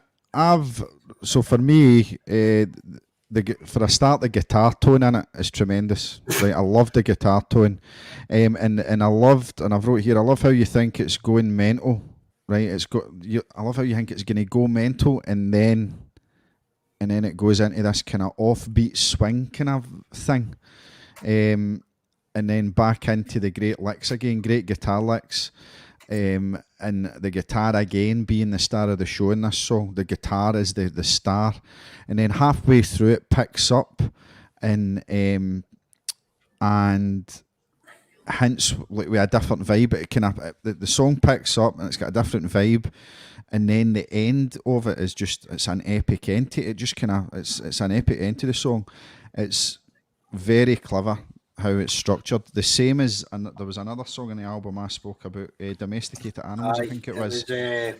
Was it Domesticated Animals? I'm sure. Animals. Aye, it's just and that's how I gave it a 9, because it's a clever song. He's got the best out of all his instruments, and big up to Mark Ronson and the producing. I mean, if there's a song that you're going to say, aye, Mark Ronson was right for this is a tune as well. He's managed to get everything into it. You've got to remember that up to this point, Mark Ronson had never done a rock album. Do you know what I mean? See what I was going to say about Mark Ronson? So I'm sorry for interrupting, Andy. No, go. It's all right. No, so you go back then. See, like the way you used to do, and I don't know if it's because when I started listening to it, I was listening with my headphones in, so you've got the headphones, so you pick up in every subtle idiosyncrasy and stuff, and see I don't know the technical term of it. See the shift in between. Big word alert. Brilliant. You know, do you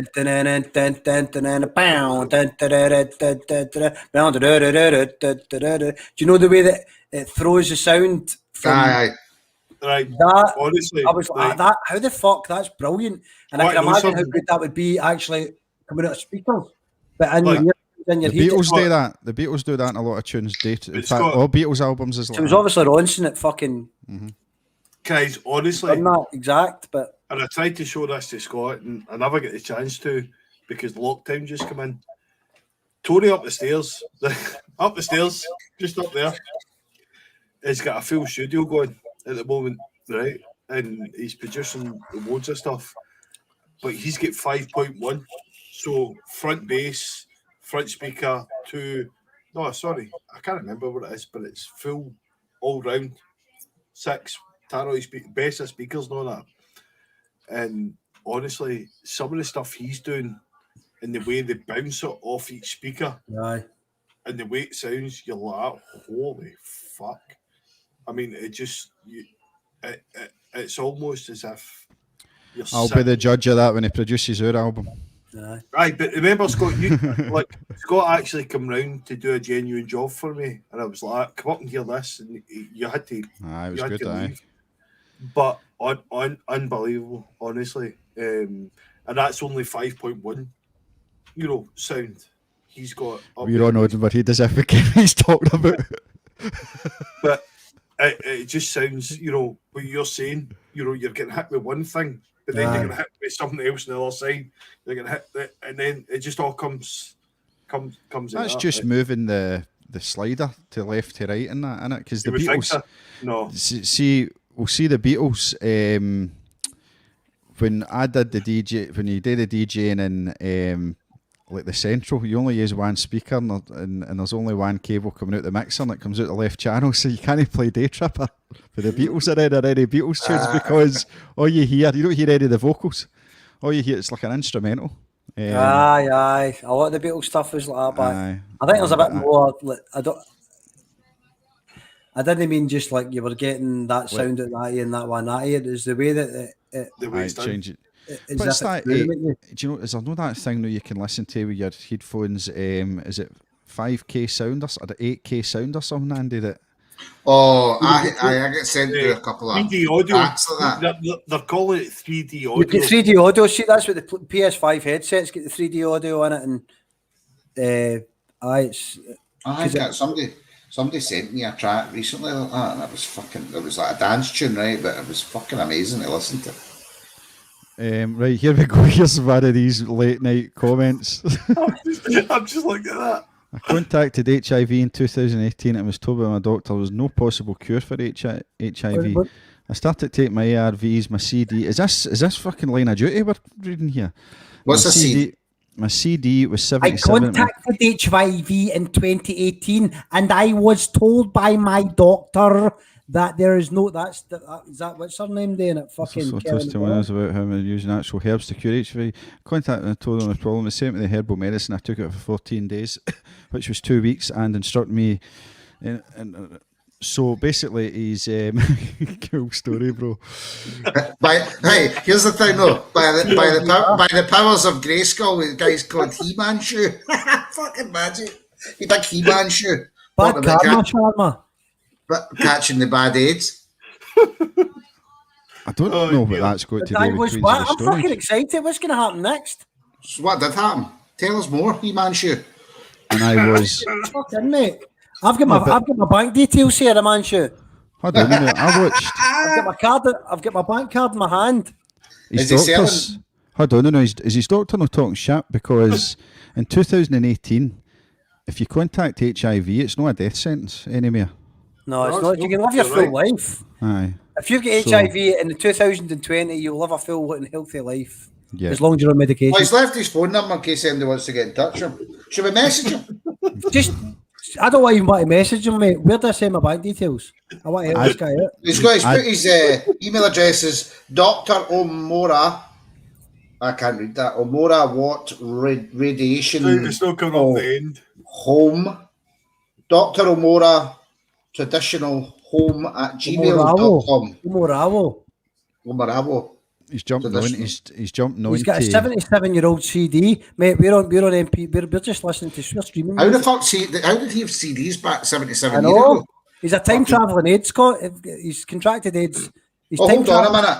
He's been back in time and gave AIDS a way to invent it. This guy's onto something here because it's not just curing AIDS. He's got a cure for diabetes, fibroid, lupus, cancer, herpes, PCOS, whatever the fuck that is, and genital warts. So he's got loads of... What a guy. So if anybody's want to get in touch, he's left his phone number there on the comments. He's got a cure for just about as much as you've had, mate. And if you phone that number, he's made more than Lemmy in Twitch. Right, okay. What was the score for Eagles as landed? I don't know. He-Man Shoe just kind of thinged it as 8.63. Okay then. Last song of the album. It's Villains of Circumstance.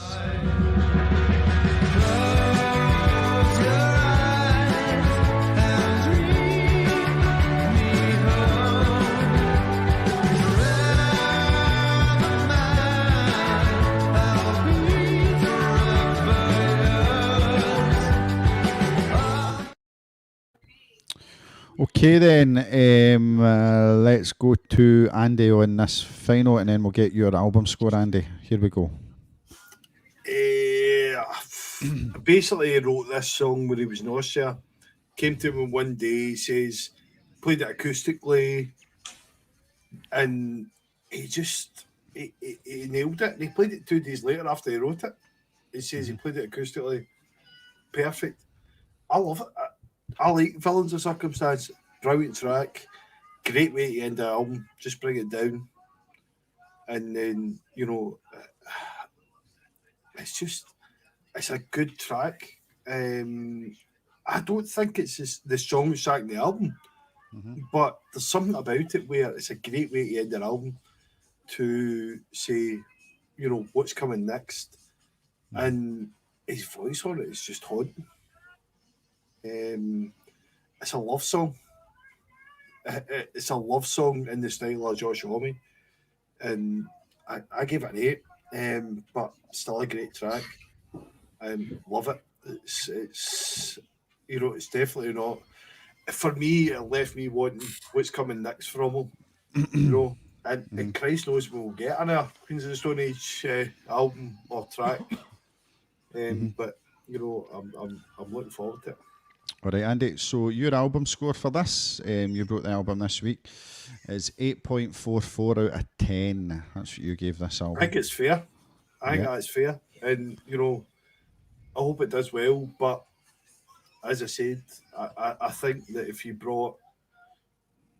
I brought Pink Floyd, or if I brought Who? something else, Never heard of them. I've heard of Pink Floyd, but no Punk Floyd. There's a tribute band. It's because I'm sitting further away from my mic now. I'm just gonna get No, it's no. It's because you're receiving cans of beer, Andy. eight. Aye.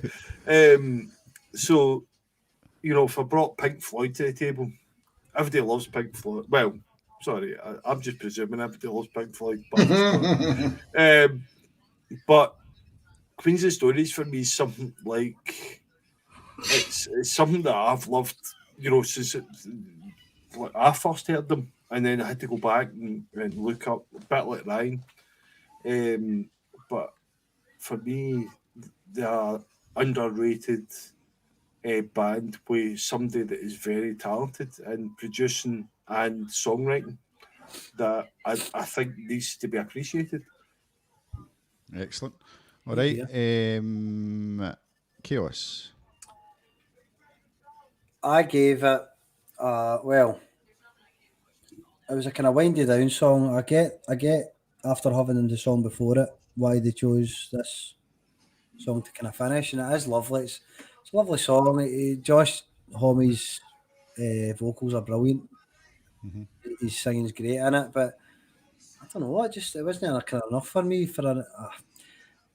I was kind of trying to compare it to other songs, like other albums where they finish, and you do get kind of this trend where they do that song like this to finish on. So I'm not going to rip into it, but I just didn't really do anything for me. But it was good, and I don't mind listening to it when it's on. And so I'm not going to get a bad score of a 6 or that, but I'm going to give it a 7 because I just gave it a 7 because that's what it was to me, just a kind of middle of the road end of the album. Which was kind of, which is forgivable because of the song before it. But so if we came to you at the start and went, right, Chaos, see that new album for Queens of the Stone Age, Villains, what would you, just off the cuff, what would you get out of 10? The whole album, off the cuff. If you're asking me now? Aye.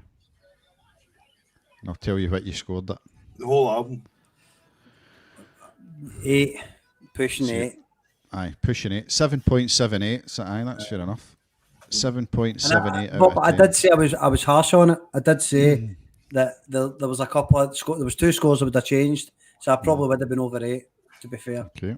I think though, look, Ryan, for Queens of Stone Age kind of fans' point of view, right? We could have went on here and went, no, 10, 10, 10. I know, but I don't believe in that anymore. I could have easily went and picked a Pink Floyd album and said 10, 10, 10, 10 all the way through as well. I think your opinion would have lost value though, Andy, over the podcast if you were doing that. So I think so. You No, just got to be definitely, true to definitely, agree. Okay then. So what- Skimmer, you're selling this. I gave it an 8. I'm a big fan of Winding Down, an album. Really, really big fan of it. I mean, I listen to the Seaside Sons album. We finished on both albums. We're finishing on kind of piano based or acoustic tracks. You know what I mean? And it was a kind of, as I say, it's to wind the album down. And I just thought that was just a lovely track. I thought it was a great end to the album. I thought his vocals on it were particularly good. So I give it an 8. An I 8 think. out of Did I give 10. it an 8? Did I give it an 8? hire me. 7.5 I gave it, sorry. Yeah, It wasn't you just did. quite an 8. It was a 7.5, sorry. So your album scores 7.06 out Which of I'm 10. quite If surprised. you'd asked me, I'd have said 7 out of 10 at the start. Okay. But Mambo number 5 fucked it for the average. I genuinely don't believe that. I think if you go back and revisit that and listen to that, you'll not get a 5. I think you Well, need to that's- just forget I'll man. push it- Forget push it up to Mambo number 6. 5. I can't unhear it. It doesn't matter. You just need to appreciate it more, I think. I think. Do you know what? Sorry. Do you know what? I'm very surprised at the. If because I've been at your school about Queens of the Stone Age for decades, mate, I know. and I'm very surprised that your reaction towards listening. Obviously, because of the format of the podcast, you had to listen to it because you had to review it. But I was so surprised when I seen your proper score, your real score, like pleasantly happy and surprised, and that kind of was like yes. It's good when I'm, somebody likes your music, innit? It's good when you're into something. I and like somebody it. likes it. I'm quite open-minded when it comes to music. I don't like to be. Obviously, we've all got our genres that we like in that, but just because it's maybe not my cup of tea doesn't mean it's shit. Do you know what I mean? So I'll listen to something. I'll go, a fucking good song's a good song, irrespective of what fucking genre it is, right? So I'm quite open-minded when it comes to that. And you're right. I will fucking listen to them more now. And as we touched on very early on in the podcast, this is probably because I'm not really into heavy music, right? Mm-hmm. There's a band that There's so much in I it got into that I don't know if you get into them or no, Chaos, but I remember me and Ricky were talking about them a while back, and I got into them because it was Tom Rowley from Melbourne was the singer. Dead Sons they were called. I'd heard Ricky talking about them. Well, I got into because I'm a massive Melbourne fan, right? And Tom Rowley is the guy. He's the touring guitarist with Arctic Monkeys, and he's this. I'll send you. I mean, their album is very. It's kind of like Arctic Monkeys but heavier, so it's got that Queens of the Stone Age vibe about it. Mm-hmm. So listen, I'm going to give them a whirl. Fuck it, why not? That's what I'm saying. I think, as I said to Andy, and I mentioned that when I heard this album was getting the choice, when they said it was a choice, I think what I'd like to do, obviously, to kind of get is maybe kind of handpick some songs for each album, and then what because that's what my brother done with me. I think I kind of heard big songs for each album, and cherry picked them and heard them, and then through that I started listening to the album completely through, and then finding love for songs else of that kind of thing. So that's what I'm excited that you like them, and I'll fire a few tracks over, man, that are my favourites. Okay, so I'll just give you my score then for the end. So that Villains of Circumstance, when I first heard it and I can't get it out of my head, the intro's like Can You Kick It by A Tribe Called Quest. It's got that wee kind of, and that's clever as well because Mark Ronson was a hip hop producer at the start. So you've definitely got that. Can You Kick It? It's a very anthemic tune. It's got a great end and probably not what Queens of the Stone Age fans are used to. For an introduction to Queens of the Stone Age, I love this album. It's very cool and definitely something I'd now go back and listen to some of the albums, which I do. Like we did Madonna last week, and it reminded me of Real Light, and I went and listened to Real Light like when I thought Madonna was at a peak, man. With that, I did exactly the same thing. But what a and that's what you do. But I gave that tune 8 out of 10. So that my score for the album It's 7.83. Do you want to know something? That surprises me as well, Scott. And as I said, at the beginning of the podcast, this is one of the reasons why I picked this album. I thought that Songs for the Deaf or Era Vulgaris was something that's could be quite a hard listen for somebody just coming into it. Whereas I thought this was quite a good introduction to Queens of the Stone Age. It sounds a bit more polished than what the earlier albums are, but So the Is that the final score? 7-7. 7.79 out of 10 is the final album score. So I was going to put it into the chart, but we usually do that to some music, and I'll play the charts. So this week on our week in a chart break, we talked about Kinky Stone earlier. I'm going to play a Kinky Stone tune called Surround You. Kinky Stone, tune, man. Tune. are tremendous. So a nice Friday night tune for you, and then we'll do the chart. You sing that, Scott? I didn't sing this version, but I sung a version of it in the radio. This was my favourite. This was my favourite tune to sing. This was my favourite. And look out for the guitar solo on it. It's amazing. So we'll play this for Kinky Stone. It's called Surround You, and then we'll put the chart along the bottom, and then we'll have a wee chat before we kick off the night. Here we go. Just tell me if you can hear this. Yeah. Yep. All good.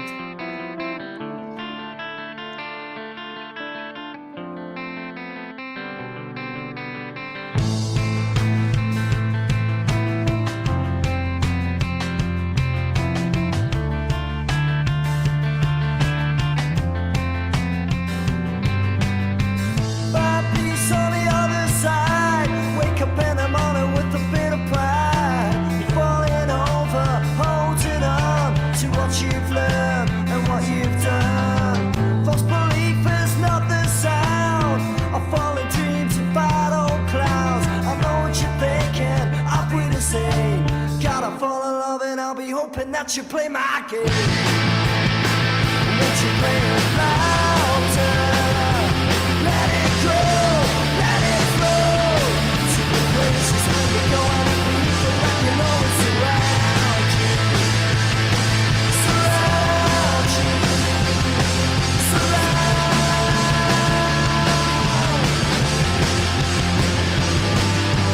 Friends are watching and their heads will turn. But what surprise you're touching on the solid we burn. I'll chip on your shoulder, you're getting older. She's not gonna take it a word you told her.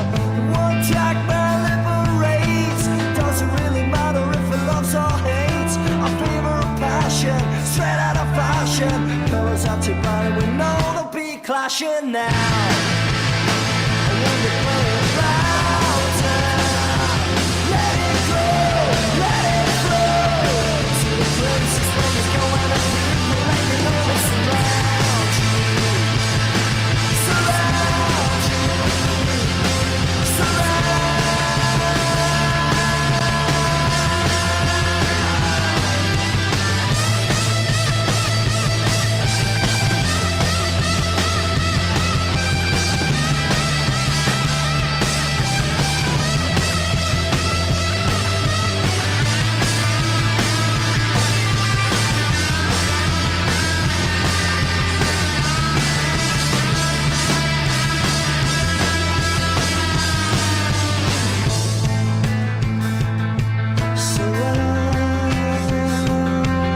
Surround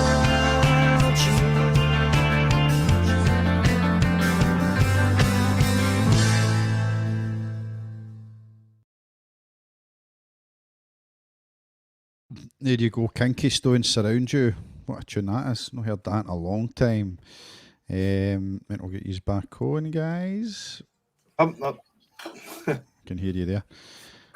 Aye, it's a great tune. So the chart, as you can see, so we've still got Revolver at 1, Sgt. Pepper's Lonely Hearts Club at 2, The Doors 3, What's the Story, Morning Glory 4, Appetite for Destruction at 5, and The Bends, Radiohead 6. 7's Nevermind, Let It Be 8, Thriller 9, Joshua 3 10. That's our top 10, and 11's Kick by INXS.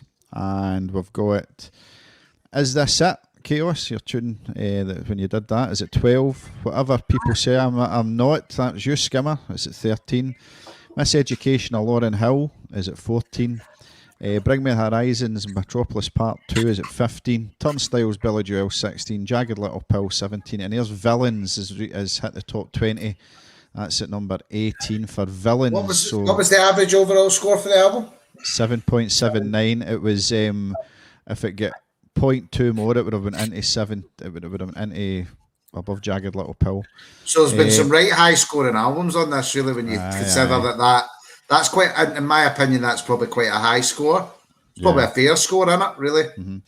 I've got no, because for me, as I said before, it wasn't a Queens of the Stone Age album that I would have screamed out to listen to, but well, let's see. Well, Villains is 7.79,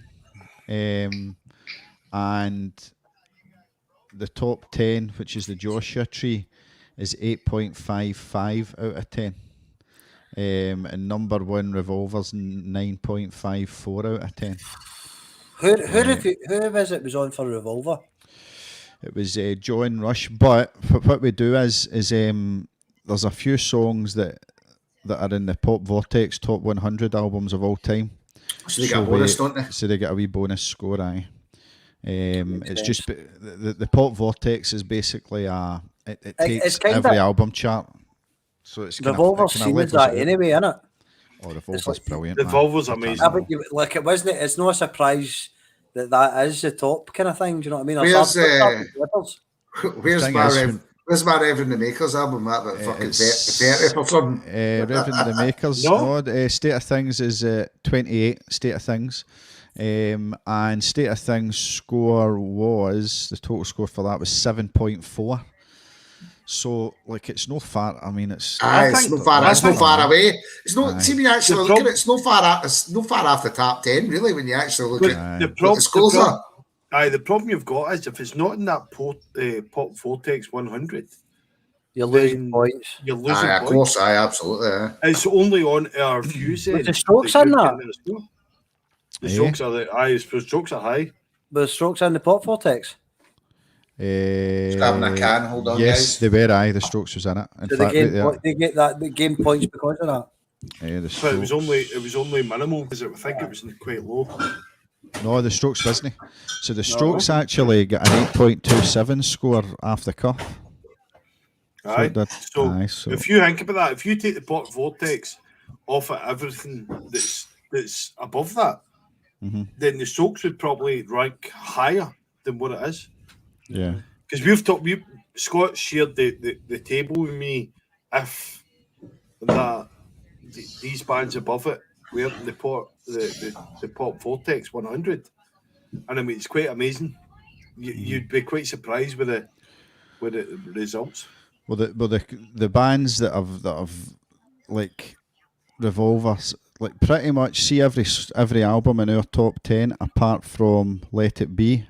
That's got a Pop Vortex score. Let It Be never. So the actual highest album that we've voted without the Pop Vortex is Let It Be, 8.74. So that's the highest actual score of an album. And the likes of like In Excess Kick was 8.29. Is this it? 8.27. Whatever people say I'm not, 8.26. Like even your Bring Me the Horizon was 8.16 out of 10. And obviously there's Revolver, which was bizarre. Aye. You normally find I take it you normally find that the person whose album it is will score it fucking high, won't they? Obviously. That's how we put fourth vocal. Aye. Bring Me the Horizon was a strange one.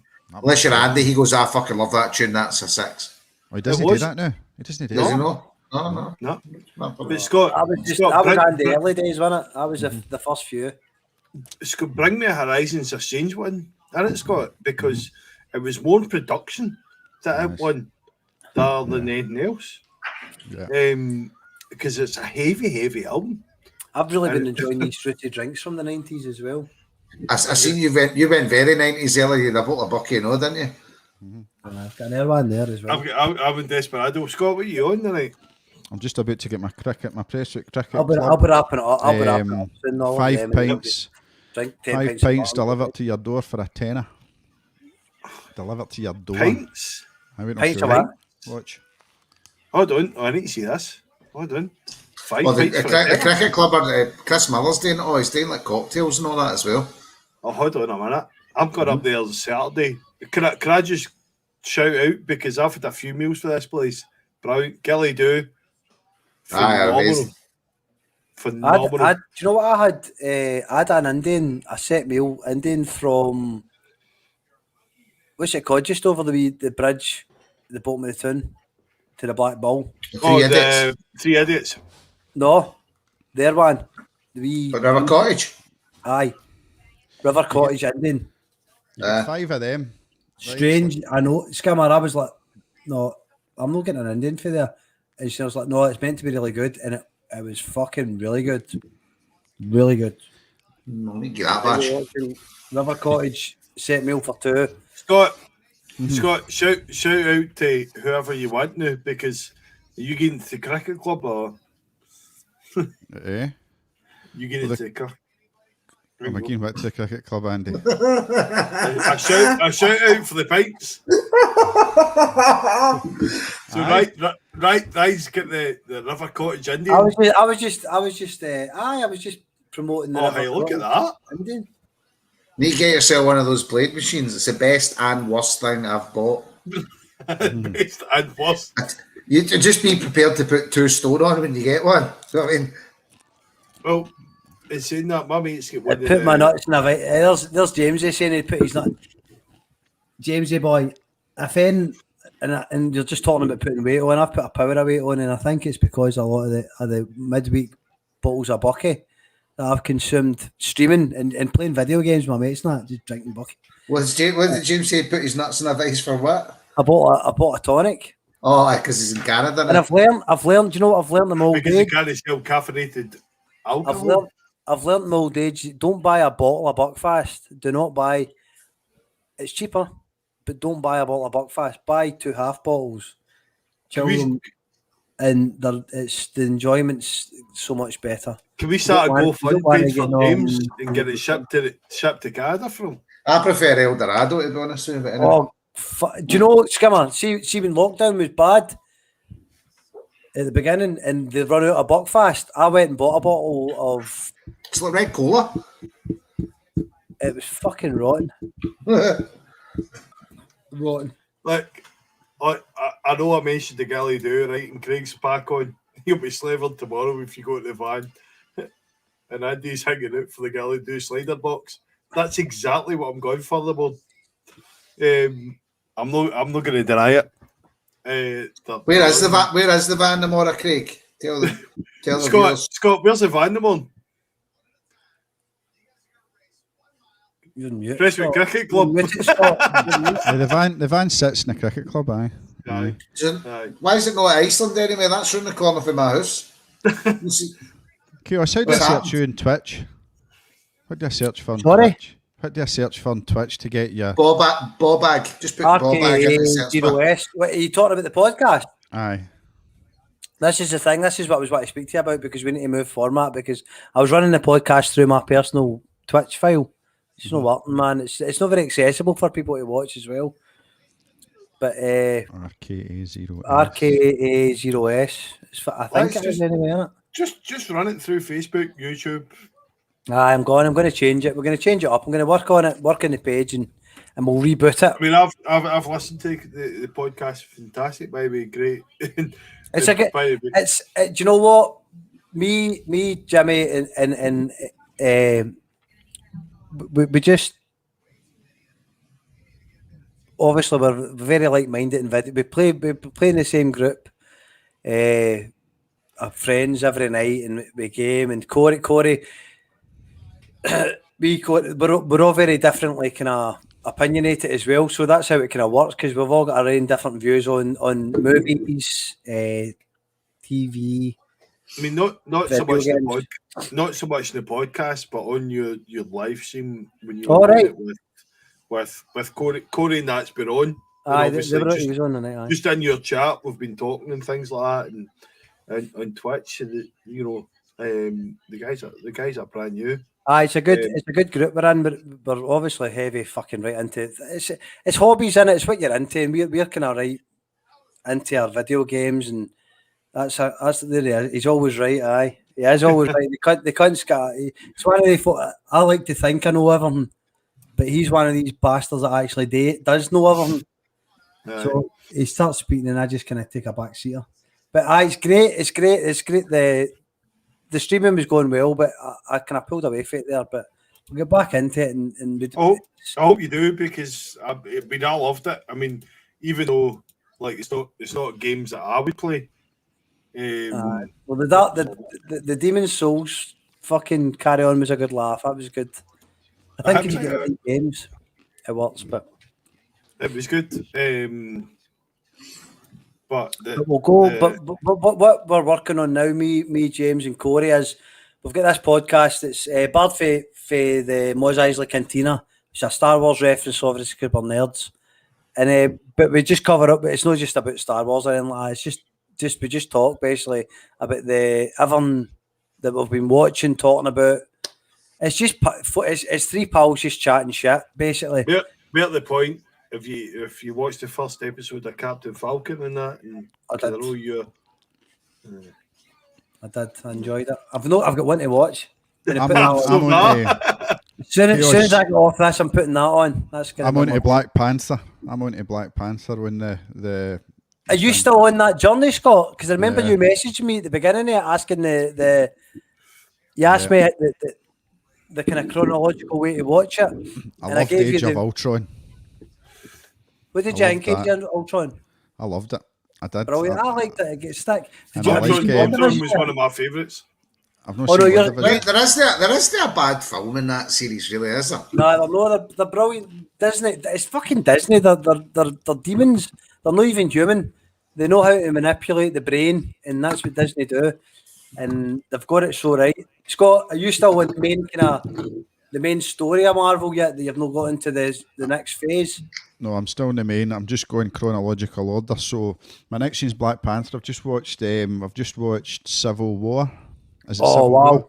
Oh wow! Civil War. I've watched them all fucked up. I don't know where I'm at. What I'm supposed to do. Black Panther will blow your bollocks off. It's a great film. Aye. I love how our podcast took a completely different twist, right? I watched one in a flight, and it was one of the fucking Avengers movies, and I hadn't seen any of the other ones, and I didn't have a fucking clue what was going on, but I enjoyed it, right? And then I was like, right, I need to figure out what I'm doing here, because I need to now try and understand what's just happened in that film. It's weird. And you message me. Ryan's the best person to speak to. You can't watch the new Spider-Man without watching Civil War, because see the new Spider-Man. Aye. Not even Civil War, Endgame. Aye. All right, okay. Oh shit, where are you? Oh shit. I'm at Black Panther, but see, I'm going to be watching the new Spider-Man then, no? No, because I watched the new Spider-Man. You'll ruin everything. You watched it? No, I didn't watch it all, because I said I can't watch this now till I find out how I'll tell you spoilers with the rest of them. I know, Scott. If you watch the first 5 minutes of the new Spider-Man, you've fucking ruined the end of the Avengers. All right. I didn't take notice, to be honest. Good. We're all right. This is brilliant, because there's Corey saying, Scott, if you watch them on Disney Plus, it'll just put them in the right order anyway. That's where I watch it. Does it? Aye. I watch it on Disney Plus. I've not got that. £5 a month is brilliant. James, lads, I'll give you my password, Skimmer, if you sort us out with that motor. Aye, we're going to do that, James. The idea is after lockdown is we date on a Friday night, but we date in a venue. And I've got the perfect venue, by the way, with my your bag. pub. And the guests will play. We'll get live music played on it as well. So, guys, I mean, I've 100%. I've got a license and everything. Guys, I mean, I've really enjoyed the podcast in general, right? But see, when we got a night last, when this is when I enjoy it. Do you want your hug, Andy? Give Andy a hug. He does get very emotional, doesn't he? No. You can make me want to greet. I know I did. You're right, mate, you're right. But in saying this, with the podcast, He's fucking stupid. hey, I'm Hey, I'm 10 deep. Have we not all been there on this podcast? No. I'm 10 deep. No. So, I'm feared to get drunk. You but should. It's a great laugh. You wake up in the morning and go, oh no, because you get souped into this and you forget that it's actually going out live, and you think you're just you just think you're on a Zoom chat to your pals, don't you? Then you go, oh my god, there was like fucking that was live to the nation. I was talking a right load of shite. you know, but I think that me and Scott have talked about this going forward. I think we'll carry on with the podcast even when live music comes back. Aye. And to do it at live music venues would be amazing. I think you just need to kind of, as Scott said, I think when things open back up, do it, but do it without 4 different panels. Do it with 4 different people maybe sitting, or 2 different people sitting, and then have a bit of live music or a bit of performance for the guest. We'll need a producer for that if anybody's up for it. If anybody's up for producing, I'm up for that, man. I'm up for that. Tony says he'll do it. We've touched on it. We spoke about it, Scott, as well. Like how much better the podcast has got. Just purely, it's like anything. When you play in a band, you fucking play a sport. The more you do it, the better you get. Right? It's a fact. So I go backwards. So well, the more I do it, the worse I get. The night you've had a few backwards steps, Andy boy, but we'll revisit that later. But no, but see, like the podcast is getting better. It flows better. You know, you guys have got better at presenting it. Andy's get better at drinking. So I know. I've always been good at drinking, mate. You know that. but like moving when we come out of the lockdown thing, you're going to probably want to move it to the next level, aren't you? Aye. Andy, It's not about. It's not Sure. about. Sorry, it's your podcast tonight, and I just need to know. We need to ask you the things we always ask. So, what is your musical journey? What got you into music now? Now, we're not going to be here all night with us, right? So, just a wee 5 minutes, your musical journey, and what you doing now as an artist.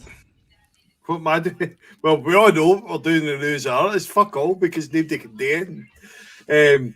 But no, for me, Ryan will know that my musical journey just as good as I do. I started off playing when I was young, at secondary school, Queen Margaret. I'm just you just need to see when you're drunk. Don't go back to the days when you'd have to say playing young and all that, because your words could get mixed up. And then I know. I was back in school days. I was playing with the young and all that. And like, that could happen, and then we don't want to be misquoted. But I started playing bass at secondary school, and played in a lot of bands with some absolutely crack musicians now. As you know, Scott, and as you know, Ryan, Alan Koska at the time. Kevin Kerr was a keyboard player, Skimmer. Do you know what I mean? Kevin Kerr was a keyboard player, and my guitarist Peter Hagen. I remember. Do you know what's funny? Because see, my music class actually was you, Alan Koska, and Kevin Kerr, and yous were all these fucking really dedicated musicians at the time in secondary school, and I was like trying to shit in a bin or fucking, find somebody. And just being a basic dickhead in the class, man, and no interest whatsoever. I think I sang in Oliver. I think that was about it. And it was I like how you said trying to shit in a bin, so you were that bad. You failed at it. I get thrown out of the class before I could get my pants down. Do you want to know something? Like the biggest surprise for me was when Ryan first told me that he started a band and everything like that. And because when we were at school, Ryan had no interest in music. He liked musical joy. Scott, I don't know that. I don't think I'd have a massive interest in music. You had a massive interest in music, but no interest in playing music, if you know what I mean. I had no interest in myself. I didn't have interest in other people. We're not going to agree. Oh, there's all Jason. Oh. Oh, Jason, Scott's playing the sad music from the way. He's so talented. Everybody was talented except me. Is Alf dead yet? And Home and Away, is he still No, alive? he's still gone. Fuck's He's sake. still gone.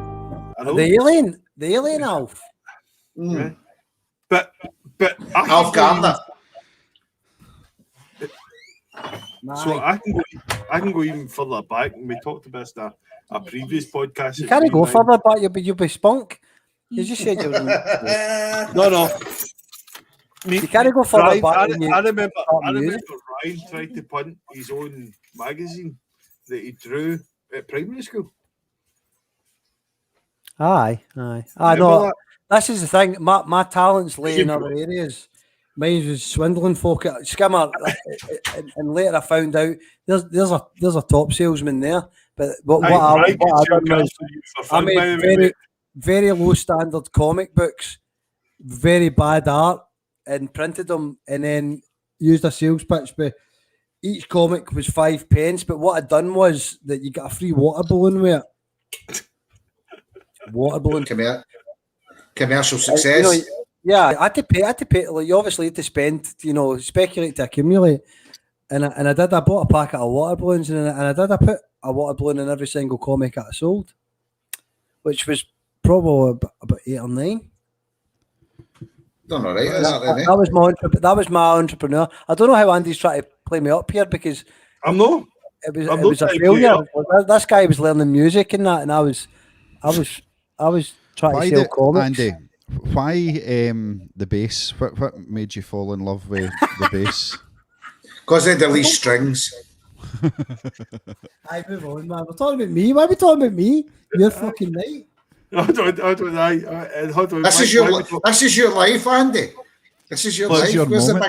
Where's the big red book? I don't know. Like, to be honest, I don't know why the bass, because I always had like massive horns, right? And it was good to play bass with. Where's this going? I played guitar before that, and I played the back guitar, but I wasn't great. I could hold the tune, and I'm still. I'll confess to this day, I can still not play guitar as well as I would like to play guitar. But I just think that I always loved it. But when I was younger, I was definitely a better bass player than what I am today. Unfortunately, I got an injury in my hand, which has hampered me a bit. But Too much wanking. Too much wanking, mate. I'll put a guess that it was a puck. It was a Fitbit, believe it or not. Fuck off, is it? Aye. What are you using footballs for when you're playing ice hockey? That's mental. Massive scar on my horn. Don't know if you can see that. No, put it back closer. Put it back closer. Put it a wee bit more. My Oh, camera, yeah. Right there. just I there. can see Massive that, scar on my horn. Does a cut in your hand affect timing? Scar. Look, No, I've got a scar. That's it. When That's a you big get scar on my hand, look. you See get that? massive surgery on it, aye, it does, aye. It's a big massive scar. Look at that. That timing's impeccable. That was a mate. knife. That's a lot cooler. I get So, that is quite cool, mate. and how did you get into Pelikan Rogue then? So how did that come about for you? We's got the chat at Bandwagon one night, and then we decided to do something. Me and you went out and played a gig just off the cuff, and it went really well. And then we ended up playing the Classic Grand. Most bands are born out of fucking. Most bands are born out of gas chat, aren't they? Most bands are born out of. We could fucking start a band, couldn't we, man? That's how it starts. It wasn't sorry, but I always hold you to this, and it wasn't a gas chat. It was basically Scott had said to me, do you want to try and do something? And Scott had, in all fairness to Scott, he had loads of tunes already sitting. And he brought me, I think Podium Queen was even one of the first tunes that he brought me. Mm-hmm. And he had this sitting, and he was thinking, what can we do? And then we tried like loads of different, like, we'll play this along with it, and we can do some covers and things like that, just with a bass and a guitar, and it sounded really good. And then we get a break through the Kinks experience. We were up at Windy Hall and like, come and play with us. Well, that right, no problem. And at this time, it was just bass and guitar and Scott, you know, and that was really good. And then Gary said to us, "Oh, would you come up and play a gig at the Classic Grand?" Well, it's only 2 years, you know, Classic Grand. We need to try and get a band together here. So that's when we started looking at, well, obviously people like the songs. Let's see what we can do with these. That's when we had James, with Jordan come in from UL, and he played drums for UL on us, as he does with everybody else. And, you know, and that's Big drummer slut. And whore. He always comes back to his whore. true love.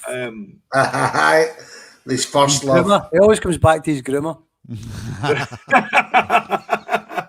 Love that. But, you know, and we tried different things, and even at the reception, Ricky come in with us as well. Yeah, he's an air slut.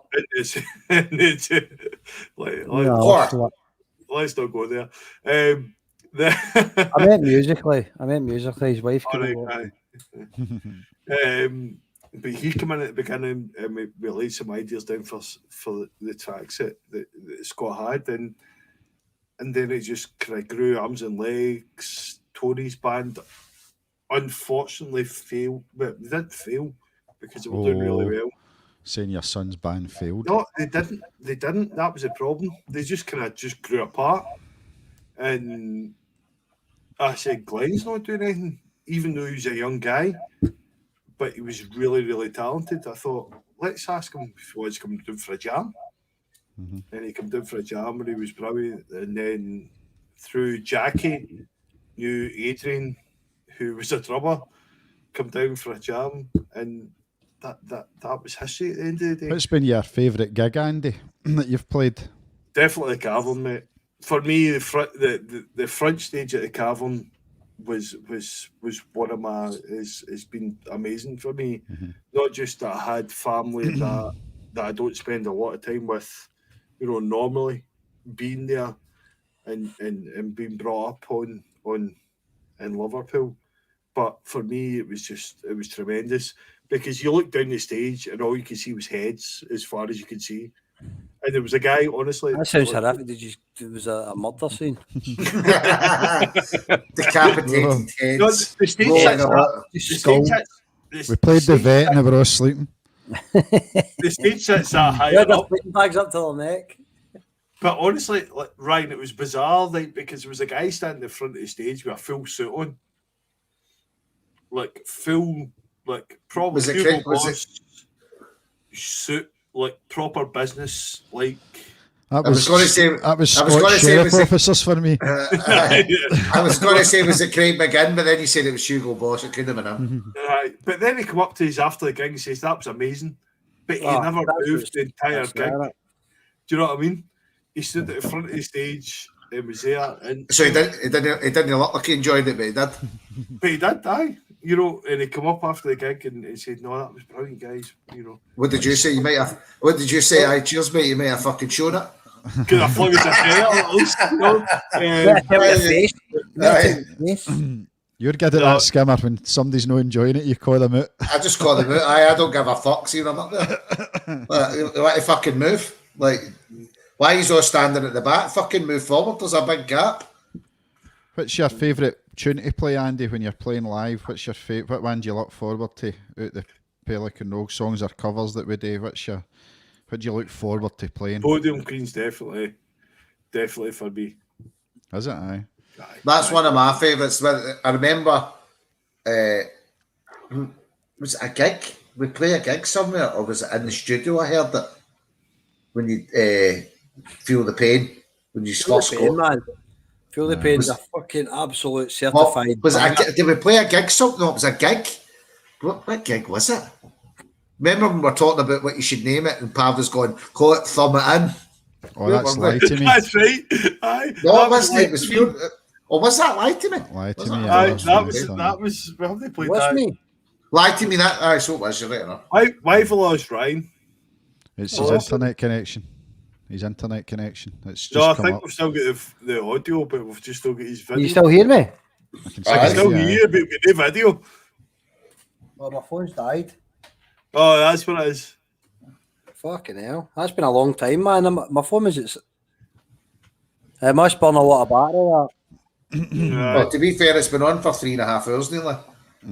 But It no, wasn't charged all day. No, it's not been charged all day either, to be fair. Cool. Well, we'll call it at that then. I think that's been I'm a good in podcast tonight. darkness, so I'm going to sign out. guys, if I could get any guests on, this is a guest that I chose, and it's been brilliant. You know, really enjoyed it. It's been great, man. Get that home and away tune, Mac on, Scott. Just gonna get it. Scott, play one of yours. On you go. Plays out with one of yours. Right, I'll find a song we can play. Thumb it in. Thumb in. That's right. I remember that. Right there, too. Was that lie to me? I thought it was Feel the Pain. No, I think it was like it. Was it Feel the Pain? Um, You want to play live at King Tut's? oh God, I had a nightmare at that. We'll play it though. I'll play it. No, but the only nightmare you had is you missed the beginning bit, but that was it. Aye, that's it. Wait Ah, till fuck we- it. Nobody remembers the bigger and they only care about the end. Right there till we see. Podium Queen and Weekend Rockstar in the same bill. Can I play them both? Because I do a better job than what Craig. I'm sorry, Craig. There you go. Right, okay, we'll play it. I see I've got Jason that was ready. quite silent there when I said that. Oh, 100% agree. To be fair, I like to be extra licks that Baz brought to the band when he joined, man, like the bass. He changed the bass lines, but just I like Craig's simple bass lines in our tunes because it was just because he wasn't a bass player. No, but like it was just dead simple. Whereas Baz added a wee bit extra. So they both. I played Weekend Rockstar an octave lower than what Craig played it. That means fuck all to me, by the way. Octaves are all that part. Do you enjoy it? So, do you enjoy it tonight, Skimmer? I did so. I tell you, I seen it far enough the way I was feeling earlier on, I'll tell you, but I'm all right now. Good. Chaos yourself, you enjoyed it tonight? I've had a fantastic night. I really did enjoy it. It's good to connect and chat to friends and I've obviously with me working from home and just being stuck at home and really just seeing that, you know, you don't socialise as much as you'd want to, but even with this whole thing, you don't socialise at all. So it's been tough. So this kind of it's been great. I loved it. You know me. I'm very. I like to talk. So it's good to have a channel for that. So this has been brilliant. I've really enjoyed it, man, and I really appreciate getting asked back to kind of guest host and that, and it was really good. Anytime, my Good. man. Anytime. Right. Andy, great album you've brought to the show tonight. So how did you think it went? I think it went really well, and you know I didn't expect it to be in the top 5 or whatever because it was just my album, you know. But really appreciate the guys coming on, and as I said, you know, I wouldn't have anybody else on. Ryan, big Queen of the Stone Age fan. Skimmer, good friend. You know, it's been good chat. It's been a good laugh. It's been good reminiscing. You know, let's do it again.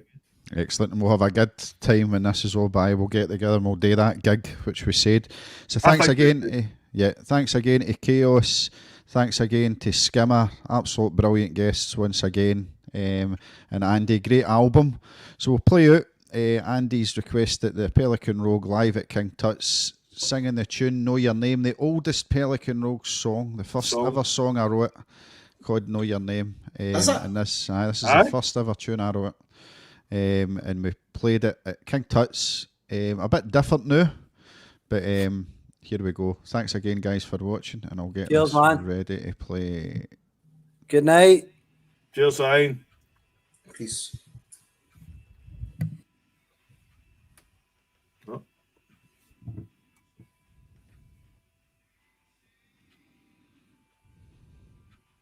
You still live here? Aye, we're still live.